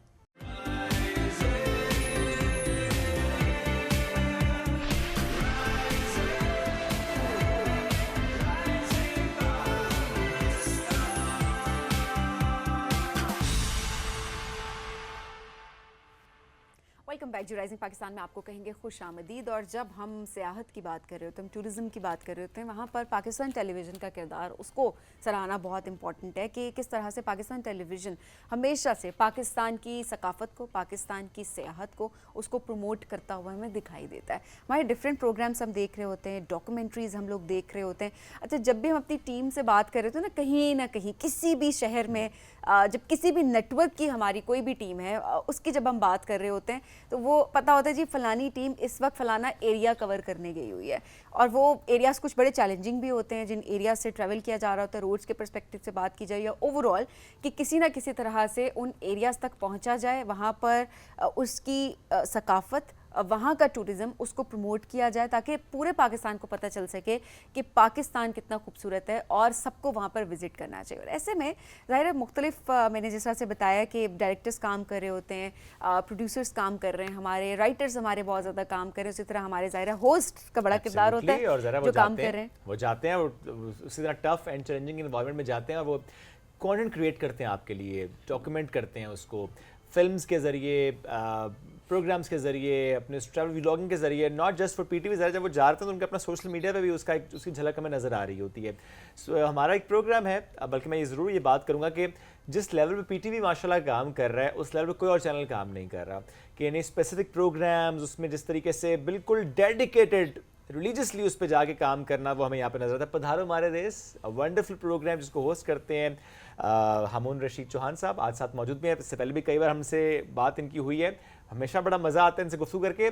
कम हाथ इसलिए आते हैं क्योंकि इस्लामाबाद में जरा कम ही नजर आते हैं ना, घूम फिर रहे होते हैं ना हर वक्त अपने शो के लिए, है ना, शो के लिए। तो चलिए जी, हमून हमारे साथ मौजूद हैं। अस्सलाम वालेकुम, कैसे हैं हमून? बिल्कुल खुद ठीक ठाक। ठीक ठाक तो आप हैं। आज इस्लामाबाद में कैसे पाए गए आप? ये कैसे हो गया? नहीं, इस तरह है कि हम जाते हैं तकरीबन 6 हफ्ते बाद 10-12 दिनों के लिए, उसमें ढेर सारा काम करके आ जाते हैं। ढेर सारा काम, Nice. इट्स वेरी चैलेंजिंग, मगर ये है कि टीम अच्छी हो तो फिर आप काम कर लेते हैं। तो हसन हयात साहब आपके साथ होते हैं? हाँ, जैसे भी आप जिक्र कर रहे थे ना पीटीवी की, जितनी भी कंट्रीब्यूशंस हैं टूरिज़्म के हवाले से, हमारे कल्चर के हवाले से, तो मनीज़ा हाशमी से लेकर और नरगस हाशमी मैडम, तो उन सब के पास बैठने का मुझे इत्फाक तो हुआ, मगर कभी ये गुमा में नहीं था कि एक दिन मैं खुद ऐसे ट्रैवल कर रहा हूँ। माशाल्लाह। और आई मस्ट से, और कहना भी चाहिए, ये नहीं कि हम अपने चैनल पे बैठे हुए हैं तो अपनी बात क्यों ना हम करें, कि मैनेजमेंट का हमारे साथ बहुत अच्छा रवैया है, बड़ा अच्छा साथ है। अभी एक इंसिडेंट भी हुआ था, I am going to share it with you, जहाँ से मैनेजमेंट की तरफ से मैं कहा गया डोंट यू वरी, आप अपना काम करें। तो वो इंसिडेंट पहले मैं बता देता हूँ ताकि मैं बाद में भूल ना जाऊँ। देखिए, आपके लिए बड़ी मुश्किलात आ रही होती है। हम एक्सप्लोर कर रहे थे कश्मीर को, and it's a beautiful place to go. और अब तो जैसे हालात हुए हैं तो मैं तो आज कुछ ज़्यादा ही जोश में हूँ कि जो उस पर जो भी रिसेंट पास्ट में हुआ है, वी आर वेरी हैप्पी कि पाकिस्तान को अल्लाह ताला ने इज़्ज़त दी पूरी दुनिया में। तो वहाँ पे दरिया झेलम पे हमारा ड्रोन जा रहा था, और जहाँ जा रहा था तो अचानक पानी का करंट होता है, पानी ने ऐसे उछाल किया, उसके सेंसर ने काम करना छोड़ दिया और हमारा ड्रोन पानी में चला गया। उसका काफ़ी अच्छी खासी कॉस्ट होती है, और for a minute two we all were in a shock. अब ये एक चीज़ हुई है, पीटीवी की एक प्रॉपर्टी है और हम उसको रिकॉर्डिंग कर रहे हैं, तो शौक में तो होना था। और उस वक्त हम पहला एपिसोड रिकॉर्ड कर रहे थे, सेकंड एपिसोड रिकॉर्ड कर रहे थे।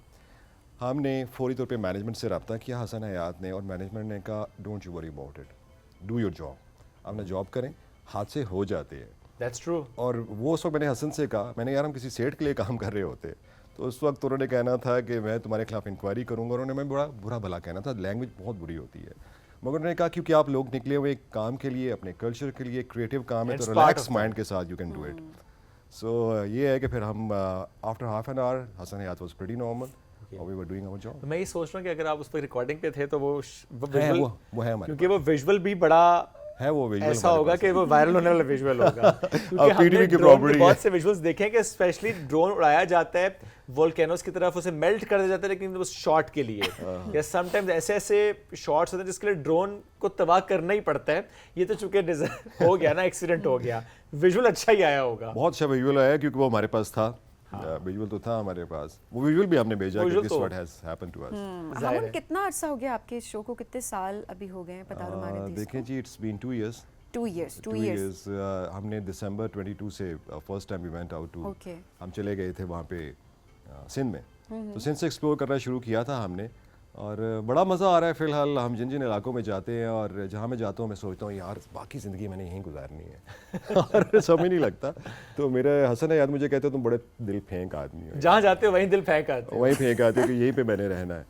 और ये है कि एक चीज़ बड़ी खुशी होती है कि वर्ल्ड बैंक की रिपोर्ट है, it's available, one can Google it, और इवन बिजनेस रिकॉर्डर की रिपोर्ट है, वर्ल्ड बैंक पे जाके देख सकते हैं कि 2022 में $16 बिलियन की इंडस्ट्री हमारी बन चुकी हुई थी इसकी टूरिज्म की। और उनकी एक प्रेडिक्शन है कि बाय 2033 पाकिस्तान में $33 बिलियन की इंडस्ट्री होगी, क्योंकि इसके अंदर हॉस्पिटैलिटी है, इसके अंदर ट्रांसपोर्ट है, इसके अंदर एंटरटेनमेंट है, और हमारे जैसे इलेक्ट्रॉनिक मीडिया भी है, लोग वीलॉग्स बनाते हैं, डॉक्यूमेंट्रीज बनाते हैं। $33 billion is a huge amount. It's huge amount. अच्छा, इंटरेस्टिंगली जो वर्ल्ड टूरिज़्म की जो एक रिपोर्ट थी WTTC की, उस रिपोर्ट के मुताबिक जो वर्ल्ड GDP में 9.1% का जो रोल है टूरिज़्म का, और पाकिस्तान में बाय 2024 अभी जो साल गुजरा है इट वाज 6.1। ओके, सो हम उस लैंडमार्क की तरफ जा रहे हैं। लेकिन ये इसके लिए बड़ा ज़रूरी है ना कि हमें और डिफरेंट डोमेन्स पे काम करें। जैसे 2020 में आई रिमेंबर के टूरिस्ट डेस्टिनेशन ऑफ पाकिस्तान की बात होती थी, लेकिन ड्यू टू कोविड हम बहुत बुरी तरह से हिट हुए थे इन टूरिज्म इंडस्ट्री।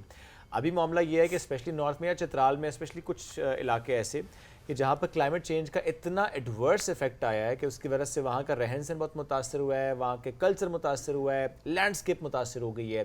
तो उस डोमेन में भी तो हमें काम करना है। आप भी बहुत से इलाकों में कुछ साल पहले भी गए होंगे, आज भी जाते होंगे, और आपने भी बहुत चेंज देखा होगा वहाँ पे just because of that climate change, isn't it? अच्छा, ये इतना डिप्रेसिंग होता है, जैसे भी आपने जिक्र किया है कि मैंने जो आज से 22 बरस पहले देवसाई देखा था वो वैसा नहीं रहा जो मैंने लोगों को देखा था। क्लाइमेट चेंज का असर तो है, मगर जो लोगों का असर है ना, जो लोग पहुंच गए हैं, हमारा जो असर है कि हमारा रिस्पॉन्सिबल टूरिज्म नहीं है, उसमें हर इदारे को भी अपना रोल प्ले करना चाहिए। सॉरी टू से नहीं करते हैं।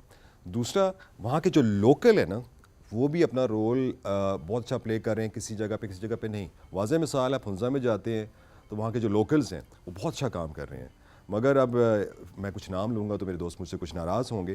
तो कुछ ऐसे इलाकों में आप जाते हैं कि वहाँ के जो लोकल हैं उनका अपना रवैया भी अच्छा नहीं होता है, और गंद फैलाने में उनका अपना भी बड़ा किरदार होता है। अच्छा, ठीक है, आप सैफुल मलूक के किनारे चले जाए ना, वहाँ पर आप जाएंगे तो मेरे जैसे बंदे को तो एंजाइटी होती है वहाँ जाके। सो मैंने हसन से कहा यार I am not going to go there. ये नहीं कि बहुत ज़्यादा हो चुका है, वहाँ जाकर तकलीफ होती है आपको। तो क्या आप कूड़ा देखते हैं वहाँ पे, गंद फैलाया हुआ तो देखिए, लोगों ने, कूड़ा क्या तो ओवरचार्ज बहुत करते हैं छोटा चीज़ों पे? मामला होगा, क्योंकि जिस तरह से वहाँ पे वो छोटे से मशरूम ग्रोइंग हो चुकी है ना, ग्रोथ हुई है होटल्स की, वहाँ पे तो ऐसे आपको उनके अंदर से गुजर के जाना पड़ता है, वो इतनी गंदगी होती है। आई रिमेंबर कोई 7-8 साल पहले का सैफुल मलूक, रात के सैफुल मलूक। अच्छा, it's yes, and imagine when I went there first time it was way back in 94। Wow, सो 30 बरस पहले जो मैंने सैफुल मलूक आपने तो सर वो अनटच्ड देखा है फिर? उस वक्त भी अनटच्ड नहीं था। अच्छा, क्योंकि उस वक्त भी नहीं था। जो मेरे डैड ने देखा हुआ था, जो उन्होंने पिक्चर्स शेयर की, उससे बिल्कुल हट के था। तो सोचे अब वो जो किस्से और कहानियां वहाँ सुनाई जाती हैं इश्क और मोहब्बत की, अब वहाँ पे कौन इश्क और मोहब्बत करने जाएगा? तो बहुत कुछ वहाँ पर बदल चुका है। कूड़ा करकट, जैसे नज़ला ज़ुकाम खांसी साउथ एशिया की कौमी बीमारी है, तो कूड़ा करकट भी हमारी एक बीमारी है साउथ एशिया की। मगर I must say one thing, कोई मुझसे नाराज़ होता है तो ना हो, एजुकेट करने के लिए जब मैं जाता हूँ कराची शहर को मुझे दिखाया जाता है वहाँ पर बड़ा कूड़ा करकट है, मगर जब मैं टूरिज्म पे जाता हूँ, कश्मीर में गया हूँ, नॉर्दर्न एरियाज में गया हूँ, तो कहते हैं कि सबसे ज़्यादा सिविलाइज जो टूरिस्ट है ना, they are from Sindh, they are from Karachi. अच्छा, ये फ्रैंकली मैं पूछता हूँ, मेरी आदत है कि यार सबसे रिस्पॉन्सिबल टूरिस्ट कहाँ के हैं, तो कहते हैं जी सिंध के हैं, कराची के हैं। अच्छा जी, कौन से रिस्पॉन्सिबल है? मैं खुद पंजाब का रहने वाला हूँ। तो आता है कि हमारे पंजाब से कुछ लोग आते हैं, परहैप्स शायद हमें जो है ना एजुकेट करने की ज़रूरत है, जो हम नहीं कर पाए। इसमें एक शायद फैक्टर ये भी है ना, चूँकि पॉपुलेशन में पंजाब ज़्यादा टूरिस्ट भी पंजाब से जाते हैं, जब ज़्यादा जा ही पंजाब से रहे हैं और एक इशू हो रहा है तो शायद उसकी वजह से भी एक लेवल आ जाता है। हर इलाके की, जिस तरह पहले आपने जिक्र किया, हर इलाके के जो अपने लोग हैं वो भी ख्याल नहीं रखते इन चीज़ों का। आप कश्मीर की बात करें, कश्मीर में भी आपने देखा होगा कि जो इलाकाई लोग हैं उनके अंदर भी ये वाली सेंस नहीं है कि आपने डस्टबिन्स वहाँ पर बनानी है, मैनेजमेंट का रोल जो आप बता रहे हैं कि डस्टबिन्स आपको वाकई वहाँ पे नजर नहीं आते दूर दूर तक, तो फिर जो लोग भी क्या करेंगे जब आपको इजीली एक्सेस ही नहीं है डस्टबिन का, तो फिर लोग, हर किसी के अंदर इतनी सेंस या हर कोई इतना पेन नहीं ले रहा होता, जो कि बड़ी गलत बात है कि आपके पास जो बैग है आप उसी में अपना कूड़ा रख लें और उसके बाद कहीं पर जाकर आप उसको डंप कर सकते हैं। अच्छा, कश्मीर के हवाले से एक चीज़ जो मुझे बहुत अच्छी लगी है, फ्रेंकली हम बहुत ऐसे इलाकों में गए हैं जहाँ पर एक्सेस नहीं है, ऑफ रोडिंग भी होती है, टॉयलेट्स बहुत साफ थे फ्रेंकली। मतलब आई वाज प्रीटी हैप्पी।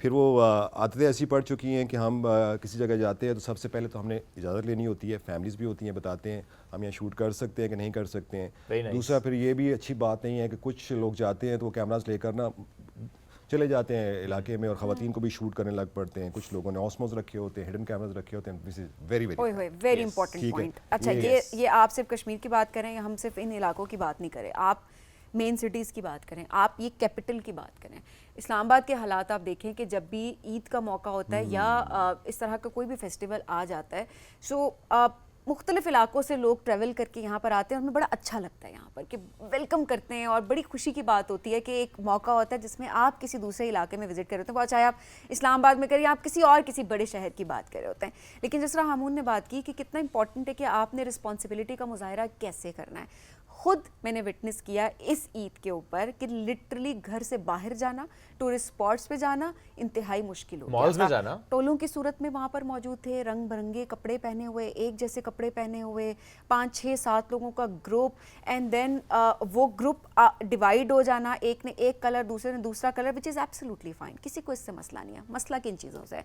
मसला इन चीज़ों से है कि जब आप वहाँ पर ख़वातीन को शूट कर रहे हैं, वहाँ पर आप टिकटॉक बना रहे हैं और आप इस चीज़ का ख्याल नहीं कर रहे कि वहाँ पीछे कोई खातून गुजरी या आपके साथ कोई खातून गुजरी है, या उसको एक गलत तरीके से देखना या उसको ज़्यादा देर तक घूरना जिससे वो अनकंफर्टेबल हो, ये वाली चीज़ें जो है ना, जिनका इन एथिक्स का ख्याल रखना बहुत ज़्यादा ज़रूरी है। मैं यहाँ पर किसी ख़ास इलाके की बात नहीं करी, मैं किसी रिलीजन की बात नहीं करी, मैं किसी सेक्ट की बात नहीं करी, मैं यहाँ पर किसी स्पेसिफिक किसी शख्स की बात नहीं करी, लेकिन मैं इस रवैये की बात कर रही हूँ जो कि हमें डिफरेंट हम फेस्टिवल्स के मौक़ों पर या नॉर्मली भी अगर आप विज़िट कर रहे होते हैं तो आप ये देख रहे होते हैं, तो बीइंग अ फीमेल मैं बहुत अनकंफर्टेबल होती हूँ और मेरे जैसी और बहुत सारी ख़वातीन जो वहाँ पर मौजूद थी वो बहुत अनकंफर्टेबल हुई। और यकीनन जब भी हम ये देख रहे होते हैं कि ऐसे फेस्टिवल्स आते हैं तो जो उस इलाके के लोग होते हैं, उस शहर के लोग होते हैं, ख़वातीन स्पेशली जो होती हैं, वो घरों में रहना ज़्यादा बेहतर समझती हैं, ना कि ये कि वो बाहर जाएं और वहाँ पर जाकर मुख्तलिफ इलाकों को विज़िट करें। सोल्यूशन है ना मेरे पास। देखें, जब ये सारा कुछ हुआ था, लोग सोशल मीडिया पे शेयर कर रहे थे,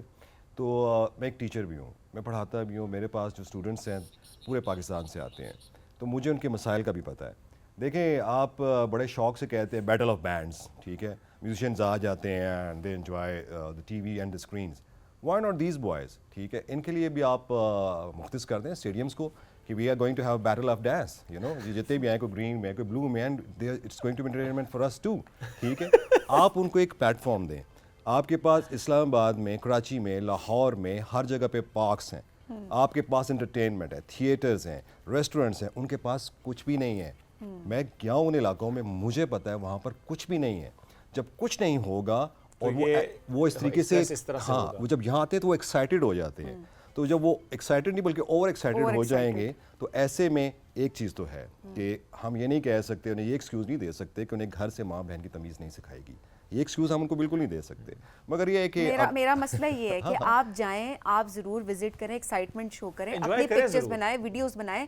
मेरा पॉइंट यहाँ पे ये है कि आप ख़वातीन को अनकंफर्टेबल ना करें। ये सोच की बात है, ये तरबियत की बात है जो कि घर से आपको सिखाई जाती है। ये बिल्कुल, इसमें कोई दूसरी राय नहीं है, मगर मैनेजमेंट का काम है कि आप उन्हें फैसिलिटेट करें। हम जाए, I really enjoyed their dance तब तक जब तक उन्हें कोई हरासमेंट नहीं देखें, डांस वो करें, वो तो आपने अच्छा कहा ना, ग्राउंड खोलते हैं, एफएन पार्क में जाए, किसी एक साइड पे जाए, अपना पूरा एंजॉय करें, वो तो हम भी एंजॉय कर रहे होते हैं डिफरेंट इलाकों की। हाँ, बल्कि आप आराम से करें, हम आपको साइड पे देखेंगे ऐसे साइकिल करें, एंजॉय करें। और मैं तो ये कहना चाहूँगा, पाकिस्तान टेलीविजन से भी कहना चाहूँगा, उसमें बड़े बड़े अच्छे डांसर थे, यू नो। आप देखिए, किसी चीज़ को नेगेटिव से पॉजिटिव की किस तरफ लाते हैं, ये आपका कमाल है। अगर आप और मैं यहाँ वेल एजुकेटेड हैं, वेल सेटल्ड हैं, तो अगर वो जो हैं they are also our kids, ठीक है। अगर कहीं तरबियत की कमी रहेगी है तो वो कमी हमने पूरी करनी है। ये तो नहीं कि हम कोड़ते रहें और जलते रहें, यार we have to come up with some solution to.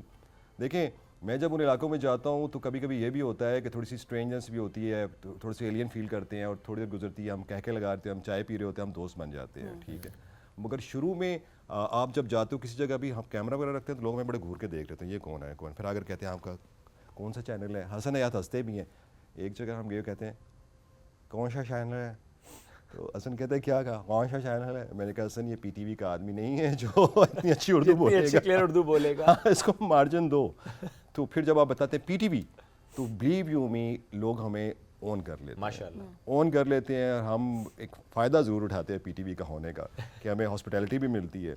अगर आप किसी दूसरे चैनल का नाम लेकर देखें तो फ्रेंकली ऐसी आपको नहीं मिलेगी hospitality. Because PTV being the Pioneer, PTV उसके दहाइयों का साथ है, लोगों के साथ कनेक्टिविटी है, नॉस्टैल्जिया भी है ना लोगों का पीटीवी के साथ, जो अगर हम एज की बात करें तो इसलिए पीटीवी के साथ जो रिश्ता उनका जुड़ा हुआ है उसकी वजह से आपको ये मार्जिन मिलता है, विच इज़ वेरी राइट और which is very good as well. ये अच्छी बात है। अच्छा अभी मुझे ज़रा बताएं कि कंटेंट क्रिएट करना, आप तो चलें मेन स्ट्रीम मीडिया करें, अदरवाइज भी हम देखते हैं बहुत सी व्लॉगर्स काम करते हैं, इसका कितना इंपॉर्टेंट रोल रहा है इन प्रमोटिंग टूरिज्म? बहुत ज़्यादा। देखिए अभी जब फ्रैंकली अभी जब ये इंसिडेंट हो रहा था तो one of the leading content creator जो है Drew Binsky, he was in Pakistan. Yes, और वो काफ़ी उनका मसला भी रहा ना कि नहीं निकल पा रहे थे पाकिस्तान वो से। कितना पॉजिटिव इमेज लेके जा रहा है पाकिस्तान का, जो उसने पोस्ट शेयर की हैं और उसका मिलियंस में उसकी माइलेज है।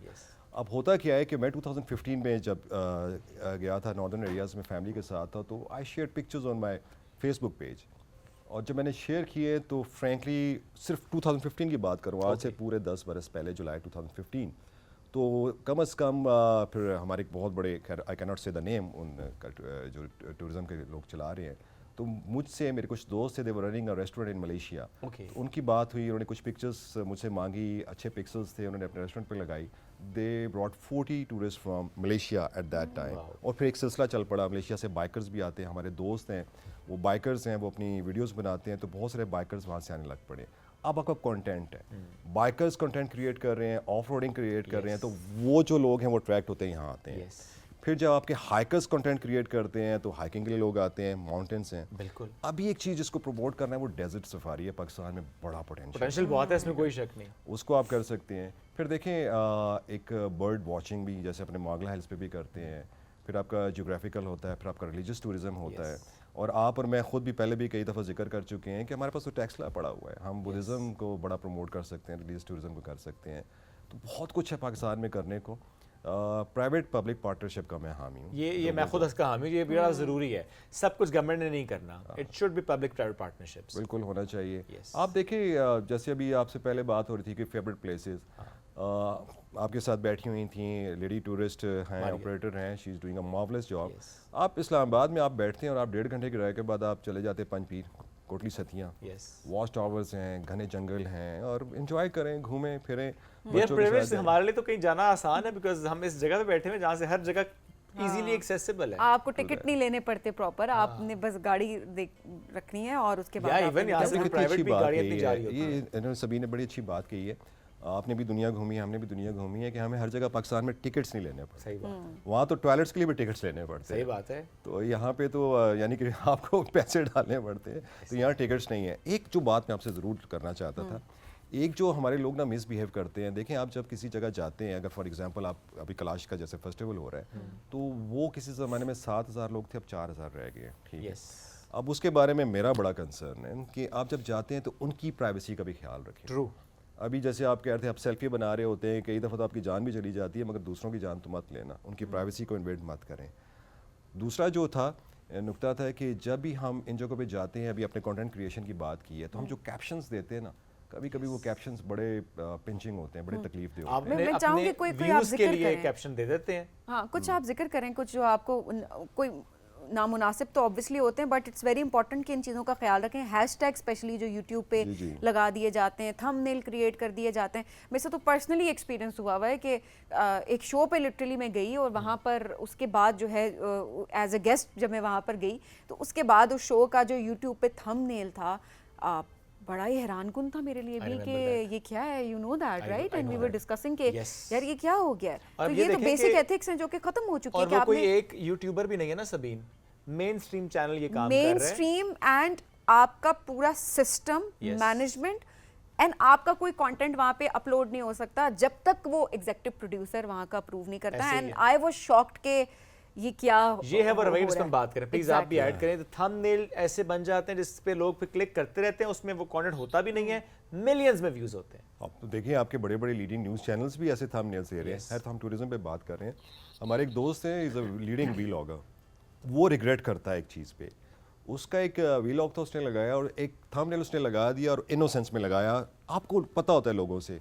उसने कहा एक इलाके का नाम तो नहीं लूँगा. फॉर एग्जाम्पल मैं गया हूँ ABC. Let's not take the name. Yes. ABC के इलाके की औरतों से शादी कैसे की जा सकती है. और उसने वो एक पिक्चर लगा दी उनके स्पेशल वो जो लिबास होता है, जो बड़ा खूबसूरत कलरफुल लिबास है. 1.6 मिलियन व्यूज आ गए. Oh God. Just because of that caption and caption. Thumbnail. अब वो कहता है यार मैंने सादगी से लगा तो दिया था, बाद में मुझे रियलाइज हुआ यार ये मैंने किया क्या है, यू नो. तो मैंने कहा हटा दो. 1.6 मिलियन को हटाना भी मुश्किल काम है फिर. ठीक है, तो ये भी बड़ा आपको अच्छा, हौसला ये जो लोग चाहिए. फिर माइलेज देते हैं, जो लिंक्स पे जाके क्लिप करते हैं डेस्परेशन में, ये भी बड़ा एक आपकी इतनी क्यूरोसिटी हो जाती है.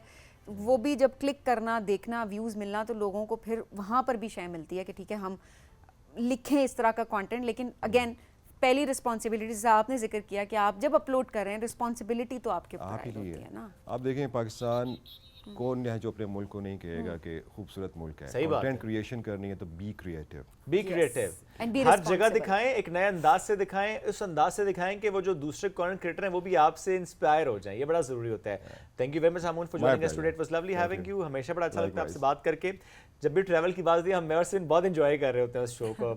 ना भी जा पा रहे तब भी हम एंजॉय कर रहे होते हैं. ये हमारा आज का शो. आई एम श्योर कि आपको पसंद आएगा. फीडबैक जरूर दीजिएगा. दोबारा मुलाकात कल करेंगे. अल्लाह हाफिज़.